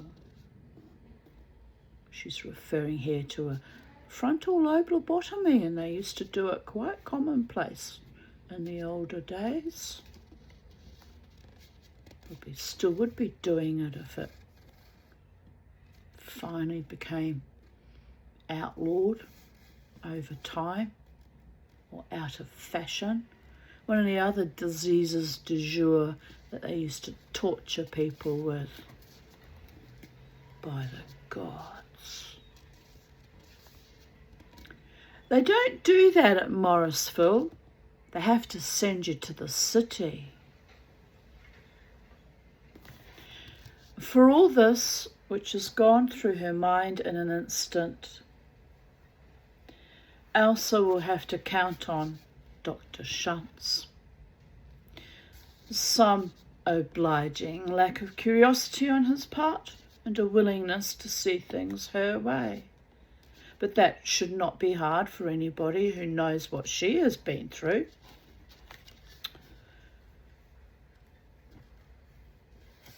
The investment she has made in this family's respectability and the blows she's had to take from her father's shabby career and her mother's mixed up wits to Iona's collapse at nursing school and George's going off to get killed.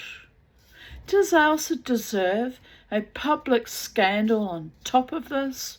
A story in the papers, a trial, maybe even a sister-in-law in jail? It's very selfish thinking, isn't it? Very narcissistic and psychopathic indeed.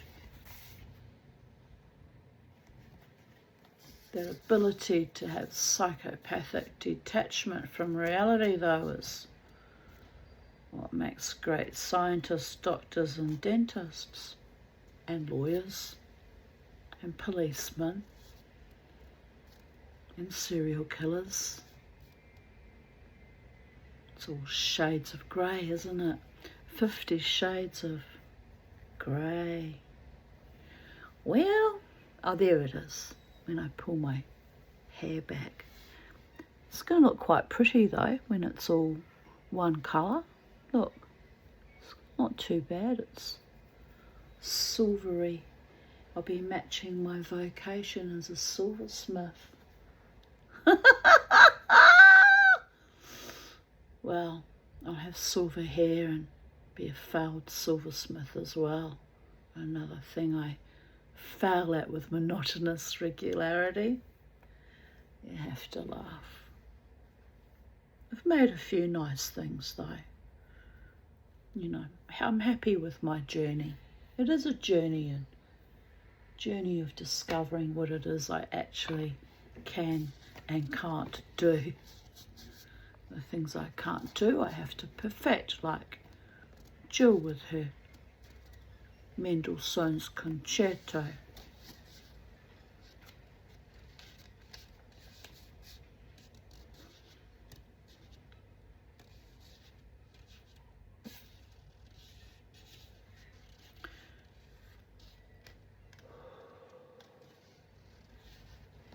Dr. Schantz would not think so, and not just because he can tote up these reasons from what he has observed as a friendly neighbour, not just because he can appreciate that people who have to do without respectability must sooner or later feel the cold. And the reasons he has for helping Elsa are all in his voice as he comes running at the back door now, through the kitchen, calling her name. Jill at the bottom of the stairs has just said, "The baby's all right." And Elsa has said, "You keep quiet until I tell you what to say." Mrs. Kirkham stands in the doorway between the kitchen and the hall, square in Dr. Schantz's path. "Oh, I'm glad to see you," she says. "Elsa and Iona are all upset with each other. Iona found a baby at the door and now she says it's dead."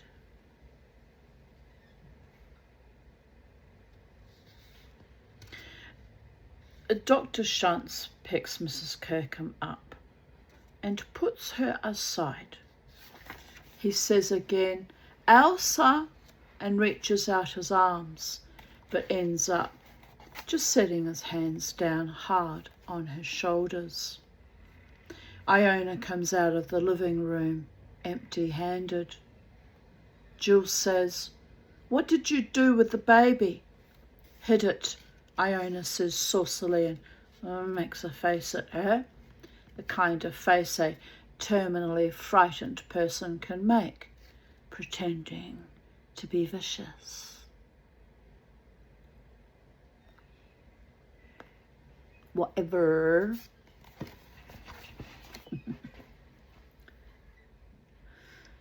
Yes, people of Earth, fake it till you make it. Dr. Shantz is going to give you a needle, Elsa says. That'll put paid to you. How absolutely hateful. Elsa reminds me of my half-sister Angela, who was just hateful whenever I was in any real need or crisis. Same goes for my mother and my daughters, doesn't it? Let's be real here. They were all fucking sadists. Am I a sadist too? I must be, since I'm sticking with this very triggering, upsetting story.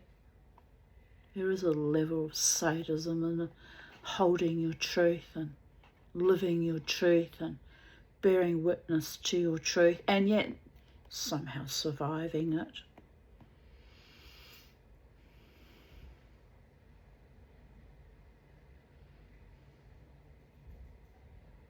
We mustn't think about that. We mustn't think about the sados, masochisms and the perverts and the assholes and the cruel, empty NPC people that had no connection to reality of what it meant to survive them. Right.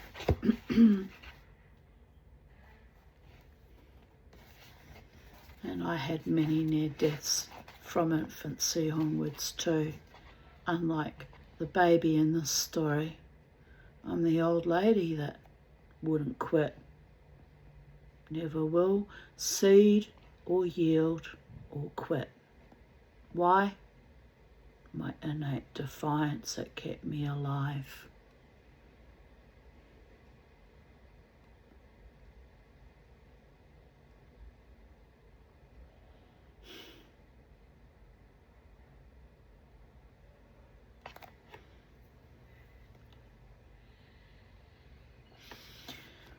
There is an absurd scene of Iona running around, throwing herself at the front door. Elsa jumps to block her, and then at the stairs, which is where Dr. Shantz gets hold of her and straddles her, pinning her arms and saying, now, Iona, take it easy.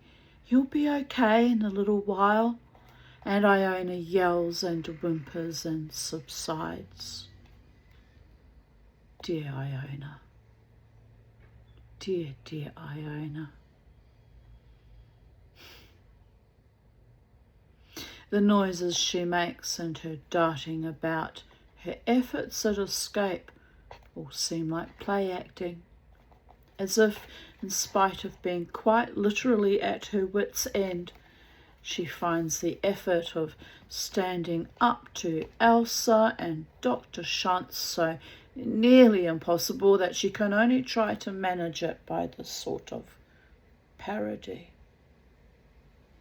which makes it clear, and maybe this is what she really intends, that she is not standing up to them at all, but falling apart as embarrassingly and inconveniently as possible, with Elsa shouting at her, "You ought to be disgusted with yourself."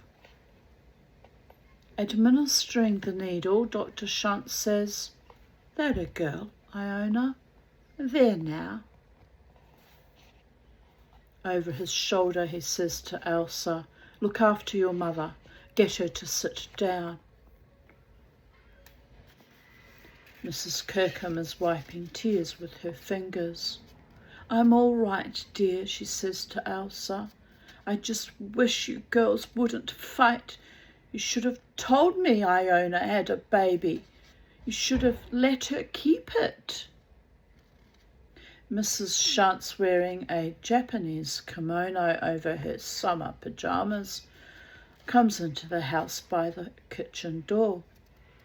Is everything all right? She calls. She sees the knife lying on the kitchen counter and thinks it prudent to pick it up and put it in a drawer. When people are making a scene, the last thing you want is a knife ready to hand. I concur with that.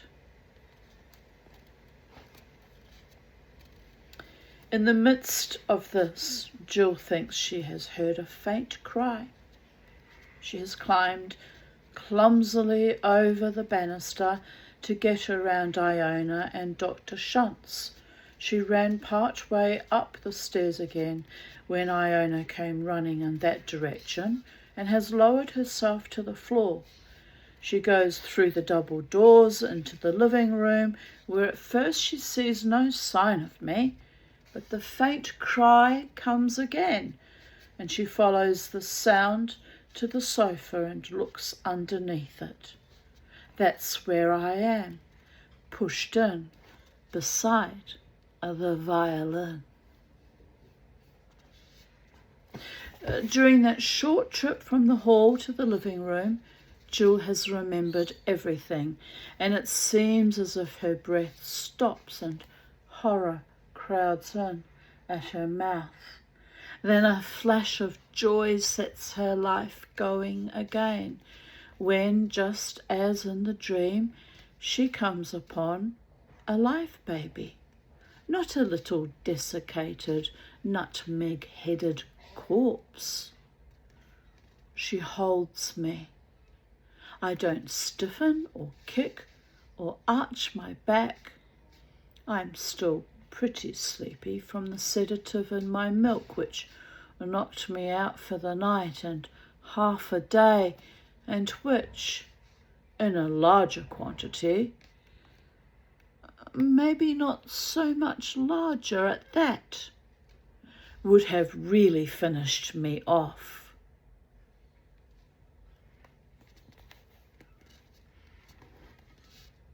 It wasn't the blanket at all.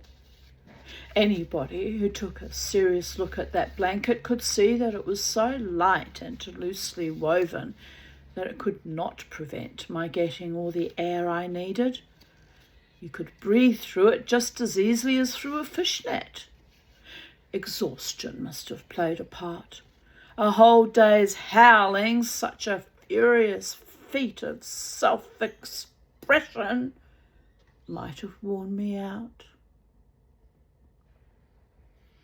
That and the white dust that fell on my milk had knocked me into a deep and steadfast sleep, with breathing so slight that Iona had not been able to detect it. You would think she would notice that I was not cold, and you would think that all that moaning and crying out and running around would have brought me up to consciousness in a hurry. I don't know why that didn't happen. I think she didn't notice because of her panic and the state she was in even before she found me.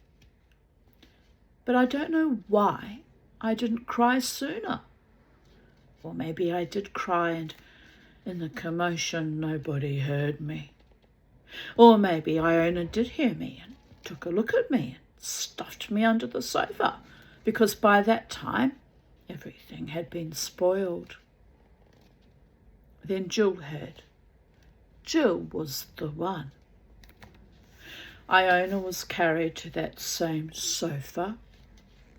Elsa slipped off her shoes to save the brocade, and Mrs. Shantz went upstairs to get a light quilt to put over her. "I know she doesn't need it for warmth," she said, "but I think when she wakes up she'll feel better to have a quilt over her."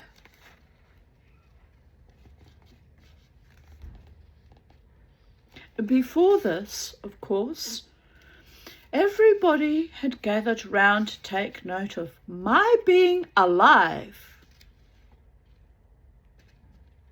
Elsa was blaming herself for not having discovered that right away. She hated to admit that she had been afraid to look at a dead baby. "Iona's nerves must be contagious," she said. "I absolutely should have known." She looked at Jill as if she was going to tell her to go and put a blouse on over her halter. Then she recalled how roughly she had spoken to her, and for no reason as it turned out, so she didn't say anything. She did not even try to convince her mother that Iona had not had a baby, though she said in an undertone to Mrs. Shantz, "Well, that could start the rumour of the century." "I'm so glad nothing terrible happened," Mrs. Kirkham said. "I thought for a minute Iona had done away with it.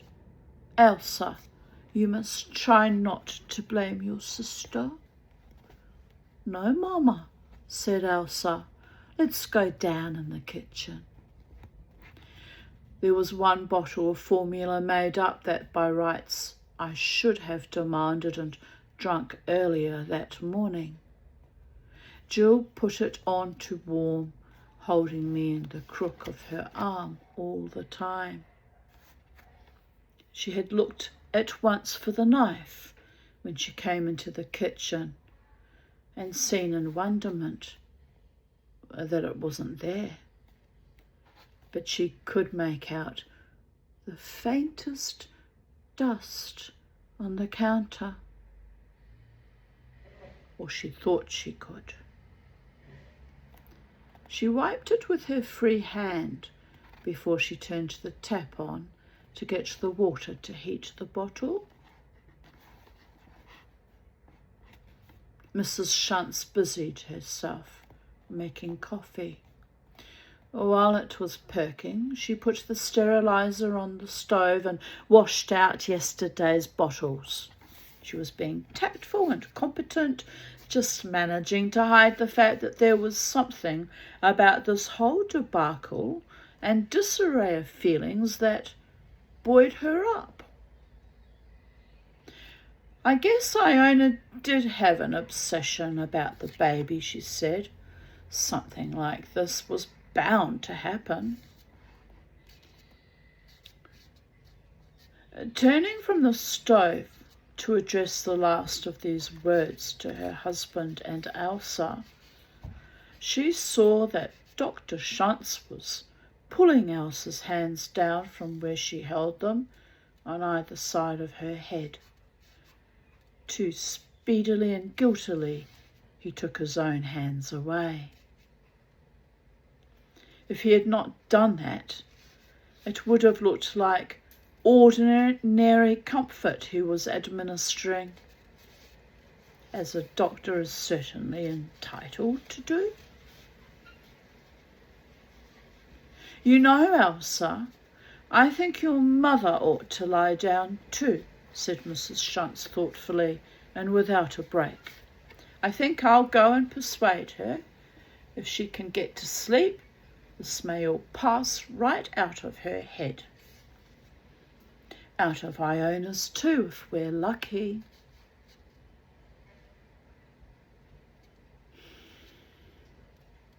Mrs. Kirkham had wandered out of the kitchen almost as soon as she got there. Mrs. Shantz found her in the living room looking at Iona and fiddling with the quilt to make sure she was well covered. Mrs. Kirkham did not really want to lie down. She wanted to have things explained to her.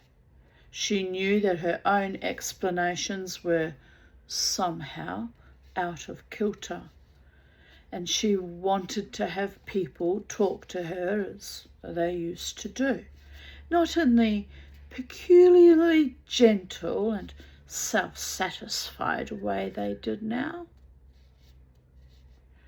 but because of her customary politeness and her knowledge that the power she had in the household was negligible. She allowed Mrs. Shantz to take her upstairs.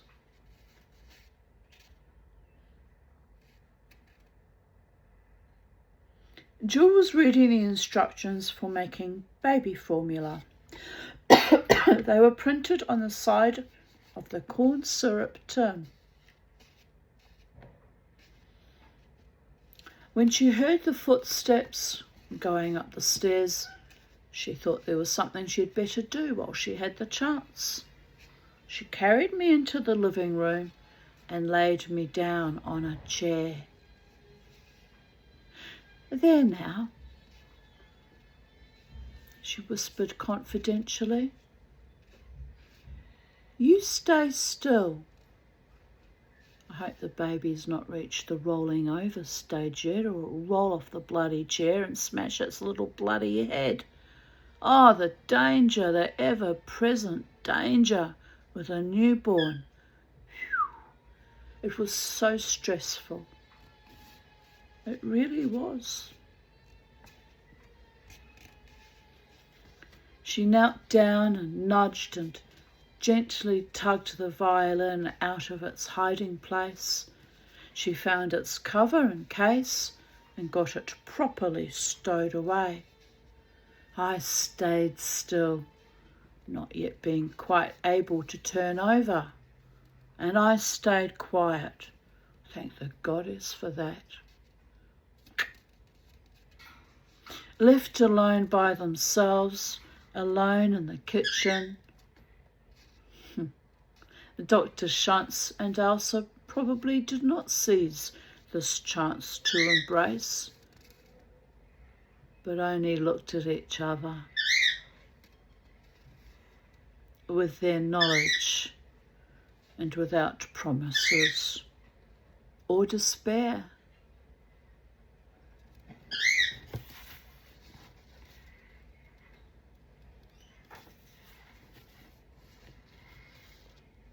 Iona admitted that she hadn't felt for a pulse, and she never claimed that I was cold. She said I felt stiff. Then she said, "Where are you, little one?" Okay.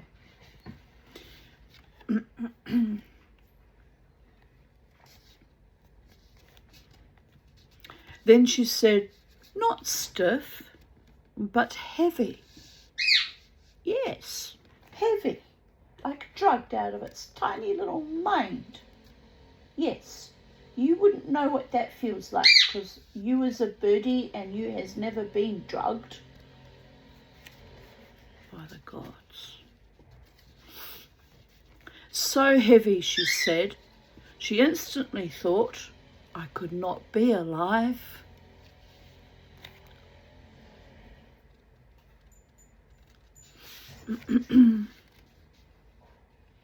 A lump, a dead weight. I think there is something to this. I don't believe that I was dead or that I came back from the dead, but I do think that I was at a distance from which I might or might not have come back. I call it the waiting room of death, when you're literally between both worlds. And at one stage in one of my NDEs, I could see the spirits hurriedly rushing backwards and forwards. It looked literally like a waiting room in a hospital with nurses running up and down, only I wasn't in hospital at the time. And I remember thinking, well, this is a bit weird. But then I was sent back to my body, and here I am, babies, stuck in the middle with you, the middle world. A malchut in Kabbalah, the physical world, with our bare feet planted on the floor and my hair turning, well, had always been probably grey, and my solid hobbit body just breathing life and light and occasional joy and delight amongst the smite. Here I go again. Round and round we go, going nowhere.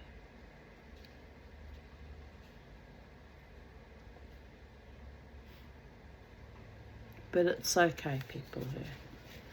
It's a work in progress. Right, where were we?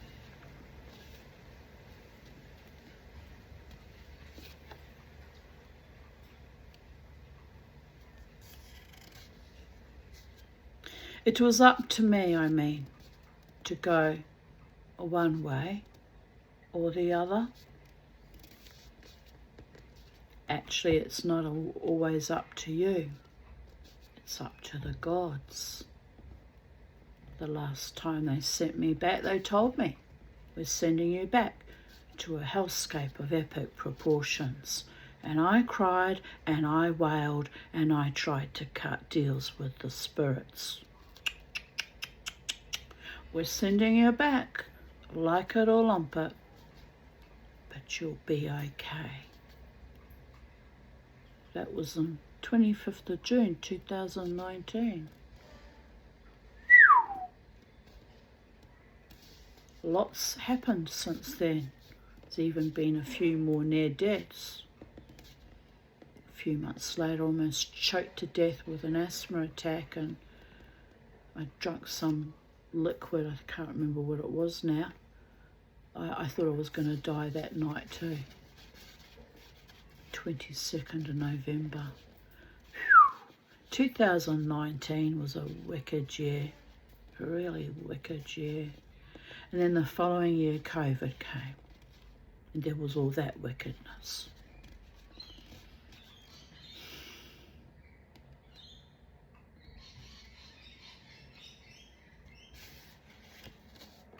Well, and last year was the sexual assault, Charlie's death, and then fast on the back of that on the 13th of February. Can hardly see the scar now. Where is it?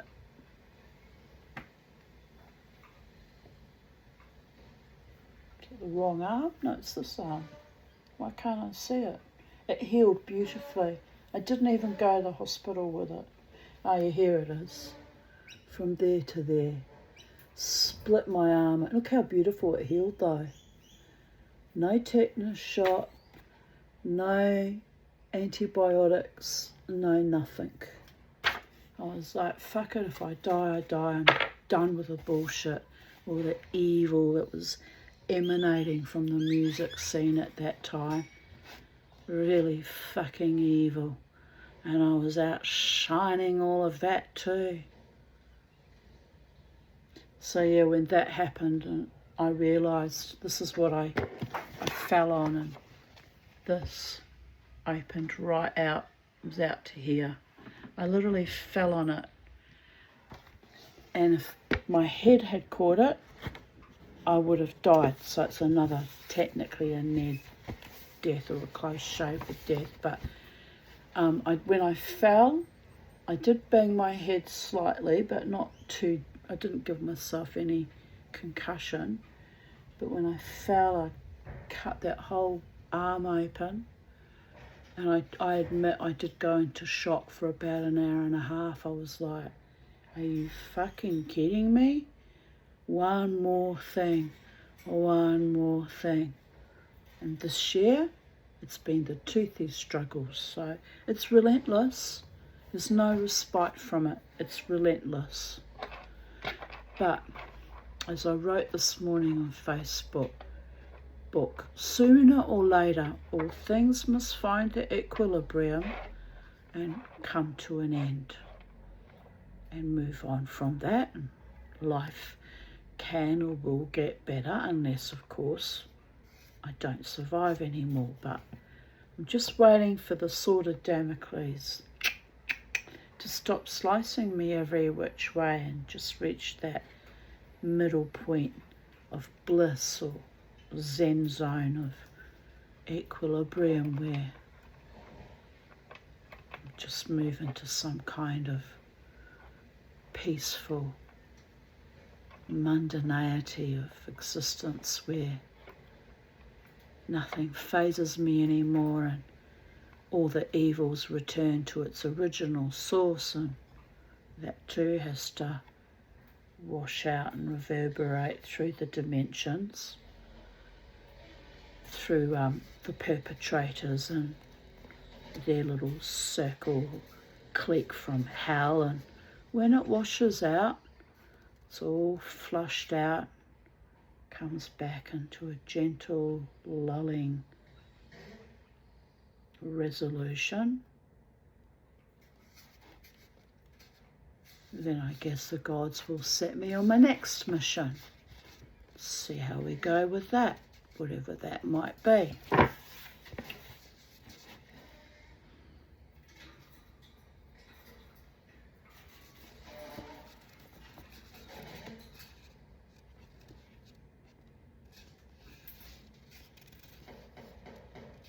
Right, I've lost where we were up to, people of Earth. We're near the end of the story, but I'm drifting, which means I'm tired. Back in the room, psychedelic dreamer. There's work to be done, stories to be completed, missions to be packaged up and solved and resolved. Right, so she said if it was up to her whether she went one way or the other. That's right, and I talked about the waiting room of death, which is a real manifestation of the brain as you enter into the other world. And Iona's love, the Greeks called it the river Styx. A ferryman had to traverse it.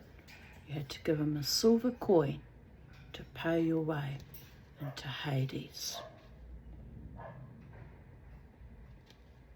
It's probably why I became a silversmith in 2020 to 2021.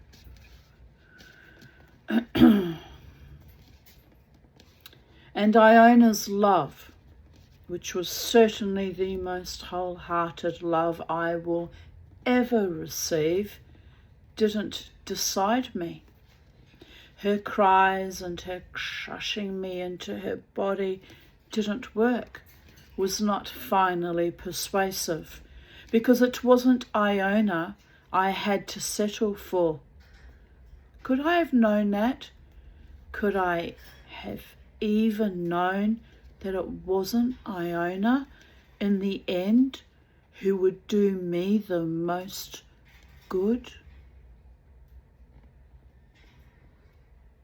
It was Jill, and I had to settle for Jill and for what I could get from her, even if it might look like half a loaf. To me it seems that it was only then that I became female. I know that the matter was decided long before I was born and was plain to everybody else since the beginning of my life, but I believe that it was only at the moment when I decided to come back, when I gave up the fight against my mother, which must have been a fight for something like her total surrender. And when in fact I chose survival over victory, death would have been a victory. There is that, people of Earth. That I took on my female nature.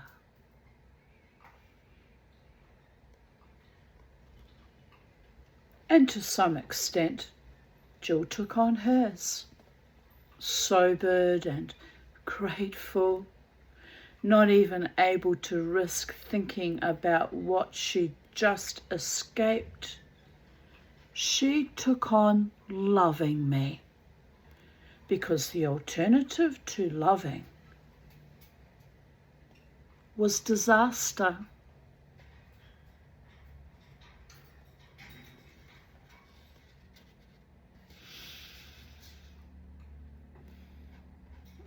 Dr. Shunt's, the cow at the back of the house, comes to mind.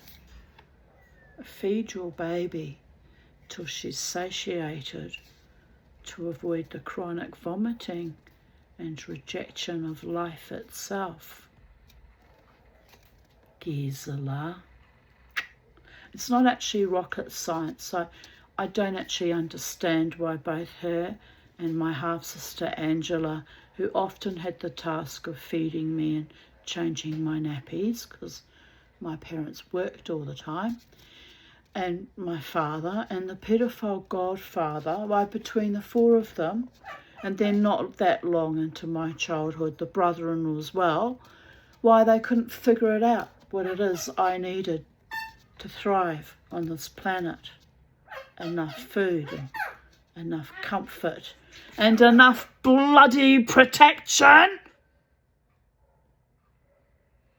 But they couldn't work that out, not even when I was 6 years old. Dirty motherfuckers. All of them. All of them. But don't mind me. I have these little fits of pique every now and then, and rightfully so. Babies and children are never heard, never listened to, very rarely protected, unless there is an almost death or some other fucking disaster. It's true what she says. And then the love isn't real love, it's self-soothing and superficial and self-fucking serving.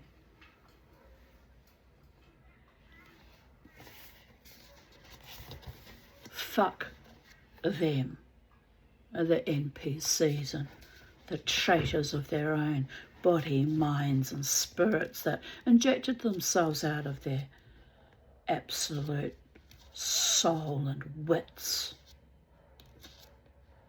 It's evil beyond belief. Evil beyond belief. But in my life it began very early. The treachery of the human spirit.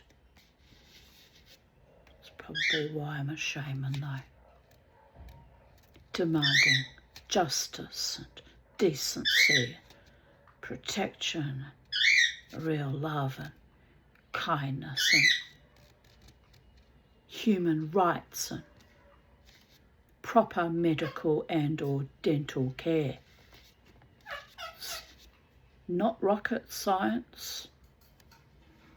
Wouldn't rely on any of them to send a rocket up to Earth to blow up in the bloody first ionosphere. Fucking Egypts. But anyway, it's easy for me to say since I've never been a doctor or a nurse or a dentist. And I do empathise with them. I do. You know. They've had to inject themselves out of their wits because their government forced them to. And no one had the brains to say, wait a minute here, there's something wrong with this picture. It really was like an alien invasion. I'll go to my grave believing that. There'll be books written about the Tanya and her weird and odd opinions about things. Or maybe not books, but there'll be similar discussions is what I'm saying. mRNA'd out of their fucking wits. Unable to even find the treatment clinic room that I was supposed to be treated in. Oh, bless. The poor woman. I do feel sorry for them. But, you know, we the patients are at their mercy. And when they behave like the fucking Nazi doctors in Auschwitz and Bergen-Belsen and Treblinka and other spaces, tell you talk too much, refuse to give you strong enough pain relief to go home with, knowing that you have a dry socket and it's 3 months of writhing agony. When they behave like that, I lose mercy for them. There will be no more mercy for monsters.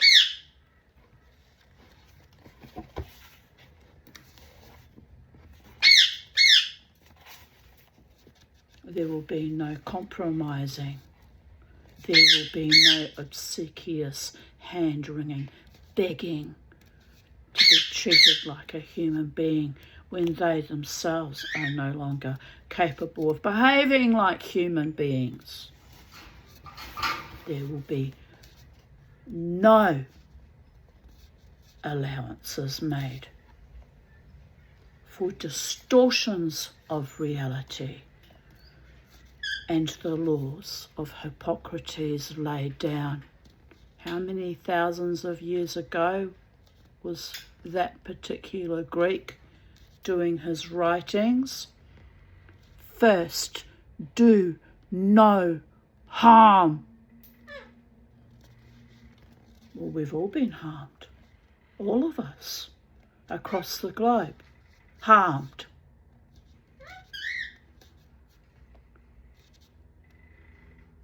So yes, every now and then I get a little bit livid about it. Right, we'll carry on with the story.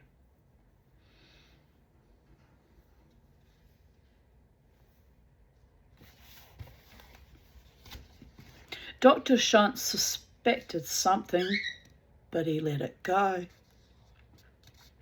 He asked Jill how I had been the day before. Fussy? She said yes. Excuse me. Very fussy. He said that premature babies, even slightly premature babies, which was me 1 month early, were susceptible to shocks and you had to be careful with them. He recommended that I always be put to sleep on my back.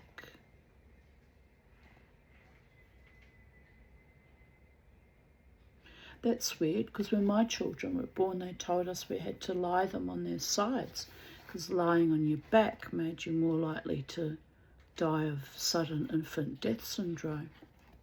It's funny how they all change these medical opinions according to the fashion of the time. It's amazing anyone survived. Don't follow fashions. Follow what is absolutely necessary for survival, people of Earth. Throw all the fashionable medical diseases du jour and their very speedy vaccination programs out the fucking window, because it's bullshit. It really is. It really is so much horse shit. Right up, steaming pile of shit right up above your head. Iona did not have to have shock treatment. That's nice. Dr. Shantz gave her pills. He said that she had overstrained herself looking after me. The woman who had taken over her job at the bakery wanted to give it up. She did not like working nights. So Iona went back there. That's what I remember best about my summer visits to my aunts when I was 6 or 7 years old, being taken down to the bakery at the strange, unusually forbidden hour of midnight, and watching Iona put on her white hat and apron, watching her knead the great white mass of dough that shifted and bubbled like something alive. Then cutting out cookies and feeding me the leftover bits, and on special occasions sculpting a wedding cake.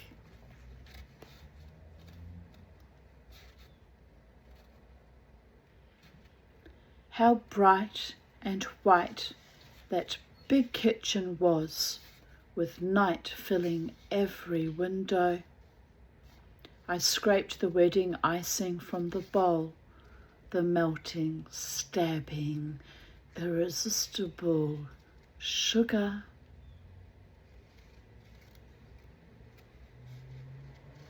Elsa thought I should not be up so late or eat so much sweet stuff, but she didn't do anything about it.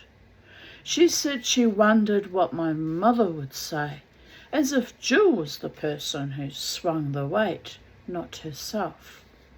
Elsa had some rules that I didn't have to observe at home.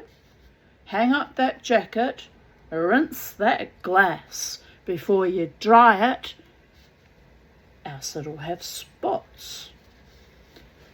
But I never saw the harsh, hounding person Jill remembered. Nothing slighting was ever said then about Jill's music. After all, she made our living at it. She had not been finally defeated by the Mendelssohn. She got her diploma. She graduated from the conservatory.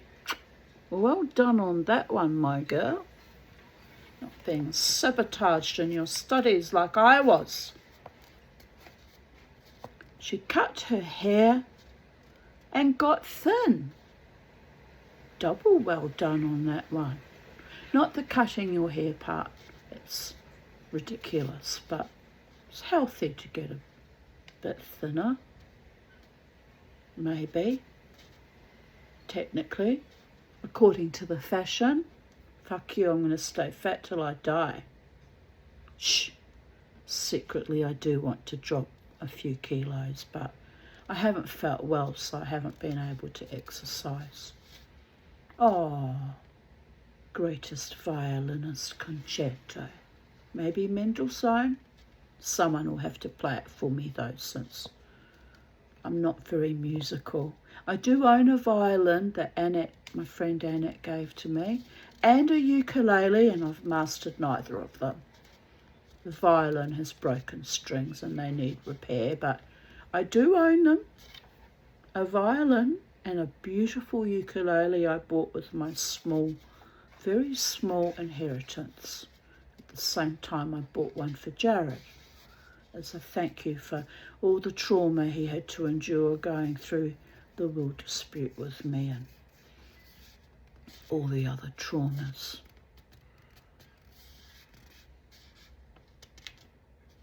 Always paying people to be my friend because of all the fucking traumas. Well, that won't be happening ever again either. You're my friend or you're not my friend, but I will not feel obligated to have transactional relationships that ultimately are empty and soulless and superficial and sadistic. You don't have to pay people to be your friend. They love you because you're weird and you're quirky and you're interesting and you're entertaining, and You're kind and funny occasionally.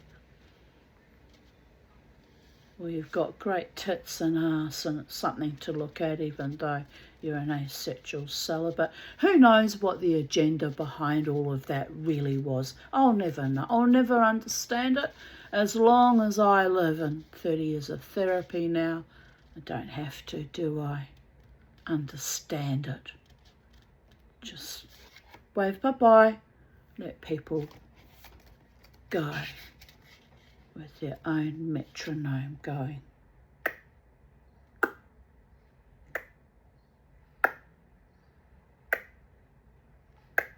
And their own little rhythms, and spiralling down and spiralling back up and finding equilibrium. Equilibrium's where I want to be for the rest of my life. No fake fops and no fucking chaos, and the only anarchy will be created out of a sense of justice and righteousness and honour. Sometimes you have to shake shit up to get things resolved and make a better world for everyone. But hopefully I won't be put in that position anymore either, because I'm tired. I'm tired. I'm so tired of all of it, all of it, all of it.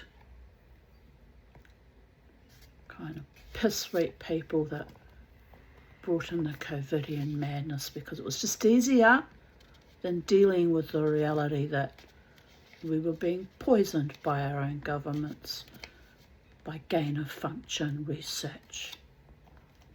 That should have been dealt with directly, not the other obfuscation of roles and the ridiculous, absurdist poisoning of our species, Homo sapiens sapiens, and the ridiculous masking and the ridiculous social distancing and the ridiculous othering that went on against those of us who said no.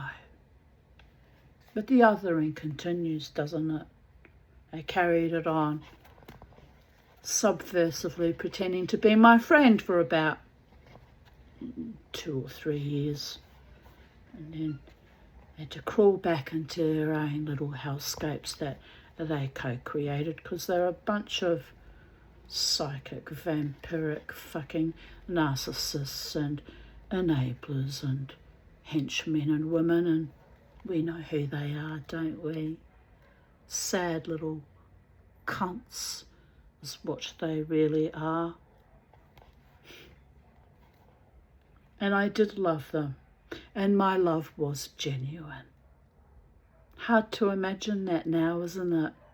Hard to imagine. But never mind. Life goes on.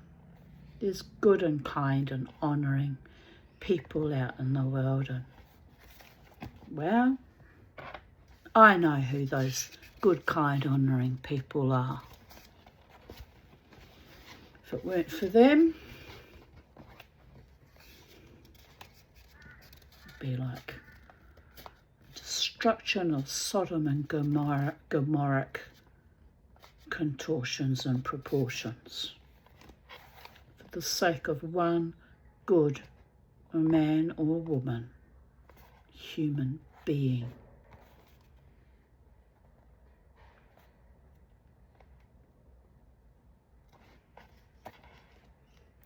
Right. She cut her hair and she got thin, and she's graduated from the conservatory. What does that mean? She's reclaimed her power and her art and her identity as a woman of spirit. She was able to rent a duplex near High Park in Toronto and hire a woman to look after me part of the time because she had her war widow's pension. And then she found a job with a radio orchestra She has to be proud that all her working life she was employed as a musician and never had to fall back on teaching. She said that she knew that she was not a great violinist. She had no marvellous gift or destiny. But at least she could make her living doing what she wanted to do, which is a very good thing, I might add. Even after she married my stepfather, after we moved with him to Edmonton, he was a geologist. She went on playing in the symphony orchestra there. She played up until a week before each of my half-sisters were born. She was lucky, she said. Her husband never objected.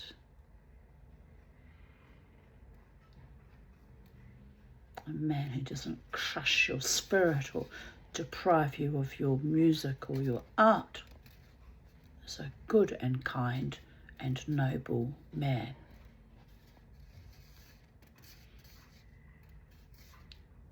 Iona did have a couple of further setbacks, the more serious one when I was about 12. She was taken to Morrisville for several weeks. I think she was given insulin there. She returned fat and loquacious. I came back to visit while she was away, and Jill came with me, bringing my first little sister, who had been born shortly before. I understood from the talk between my mother and Elsa that it would not have been advisable to bring a baby into the house if Iona was there. It might have set her off. I don't know if the episode that sent her to Morrisville had anything to do with a baby. I felt left out of things on that visit. Both Jill and Elsa had taken up smoking. They would sit up late at night, drinking coffee and smoking cigarettes at the kitchen table, while they waited for the baby's 1 o'clock feeding. My mother fed this baby from her breasts. I was glad to hear that no such intimate, body-heated meals had been served to me.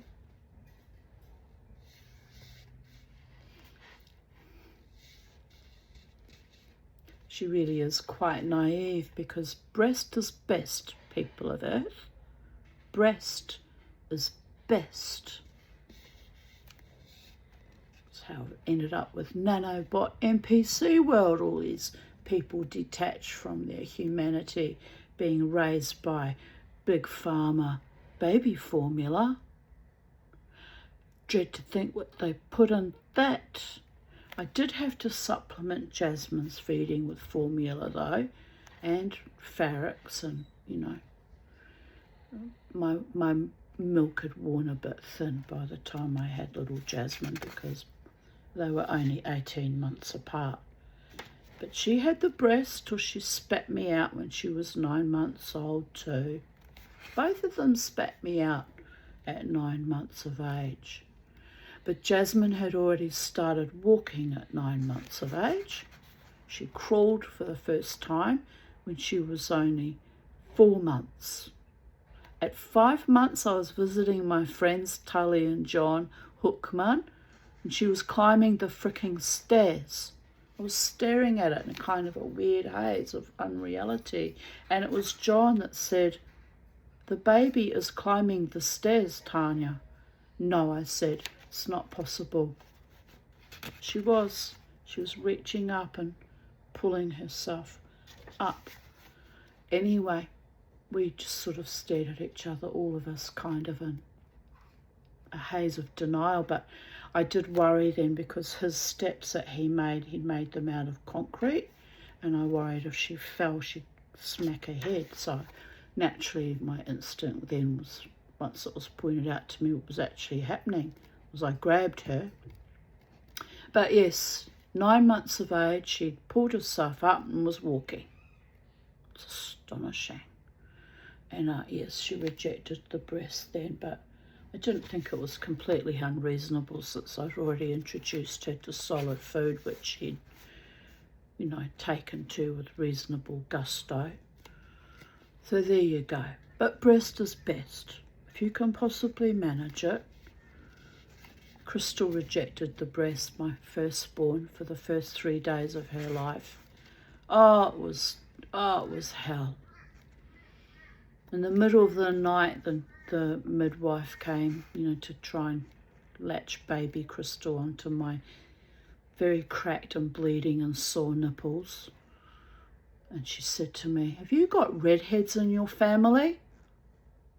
I said, "Yes, I was born with red hair, but it all fell out, and I was bald as a badger's bum for 9 months, and then it came back peroxide blonde." She said, "Oh, that would explain it. Redheads in your family line." So what does that even mean? "Oh, they're difficult feeders," she said. "They all fight the breast. They're the most difficult of all the babies." I just stared at her. Never heard of such prejudice before, but I guess with years of midwifery and training and experience, she probably knew what she was talking about. So if you're a redhead and you fought the breast and you fought life itself like a demon, high five. I don't have red hair anymore, but I've still got the bloody temperament, people of Earth. Defiant, anarchistic, revolutionary, powerful, fierce and righteous. Sometimes a bit self-righteous, I admit. There's another little Indian minor bird with a big fat worm in its beak. They're all happy after that bit of rain, getting all the insects. Right, where were we? I remember coming downstairs sulkily because I couldn't sleep. Then turning talkative, full of giddy bravado, trying to break into their conversation. I understood that they were talking over things they didn't want me to hear about. They had become, unaccountably, good friends. I grabbed for a cigarette, and my mother said, "Go on now, leave those alone. We're talking." Elsa told me to get something to drink out of the fridge, a Coke or a ginger ale. So I did, and instead of taking it upstairs, I went outside. I sat on the back step, but the women's voices immediately went too low for me to make out any of their soft regretting or reassuring. So I went prowling around the backyard beyond the patch of light thrown through the screen door. The long white house with the glass brick corners was occupied by new people now. The Shuntzes had moved away to live year-round in Florida. They sent my aunts oranges, which Elsa said would make you forever disgusted with the kind of oranges you could buy in Canada. The new people had put in a swimming pool, which was used mostly by the two pretty teenage daughters, girls who would look right through me when they met me on the street, and by the daughters' boyfriends. Some bushes had grown up fairly high between my aunt's yard and theirs, but it was still possible for me to watch them running around the pool and pushing each other in with great shrieks and splashes. I despised their antics because I took life seriously and had a much more lofty and tender notion of romance. But I would have liked to get their attention just the same.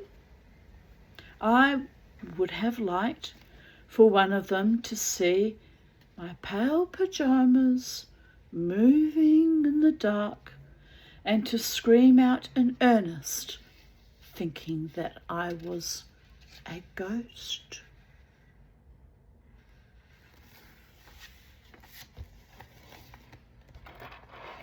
At the end, we've been on quite a psychedelic, dreaming, spiralling, squirreling, squirming journey. I'm tired now. I'm going to eat something and go to bed. No, I won't go to bed. I used to live in bed. I try to avoid living in bed.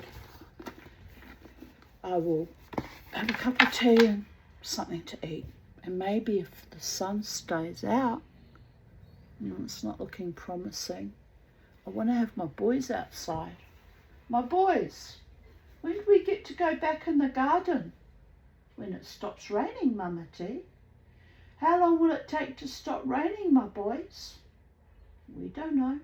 It's in the lap of the gods. What do the birdie gods say? The blue-headed avians. Will it rain tomorrow? Will it rain the next day? Remember last week, Mama T, when you complained about the drought and that there was no rain? Yes, I did. Will you ever be satisfied, Mama T? Possibly. What will it take to make you satisfied, Mama T? Don't answer that question. It's rhetorical. Maybe when you can fly and sit on my shoulder like Charlie did, and we can go walking around the neighbourhood like Charlie did. A birdie on each shoulder, wouldn't that be cool? They'll never do it, but that would satisfy me. Kermie says, are you out of your mind, Mama T? Maybe. Well, you're all looking very cute and fluffed up and snoozy and kind of cozy and sweet. And I'm feeling a bit the same way. Maybe not quite so fluffed up, but let's have a little bit of a zhuzh, shall we? Bit of a zhuzh. We'll just do a little bit of a zhuzh. My hair's still a bit damp, can you believe it? If it was summer, it would have been dry by now. Right, are we zhuzhy? I'm going out with my friends tomorrow afternoon to a musical afternoon. Oh yeah, that looks a bit more exciting, doesn't it? Air in my hair. And so I wanted to have clean hair for, our outing tomorrow. And yes, I'm going to go and eat and drink tea and have a bit of a rest. Otherwise I'll be too tired for my afternoon frivolity out with my gorgeous friends. So, blessed be from sacred space at Titania's realm. Have a lovely day, afternoon, evening, morning, wherever you are in the space-time continuum and this ever blue spiraling planet. And live your best lives with harm to none and competition with none. So it is done. Bye for now.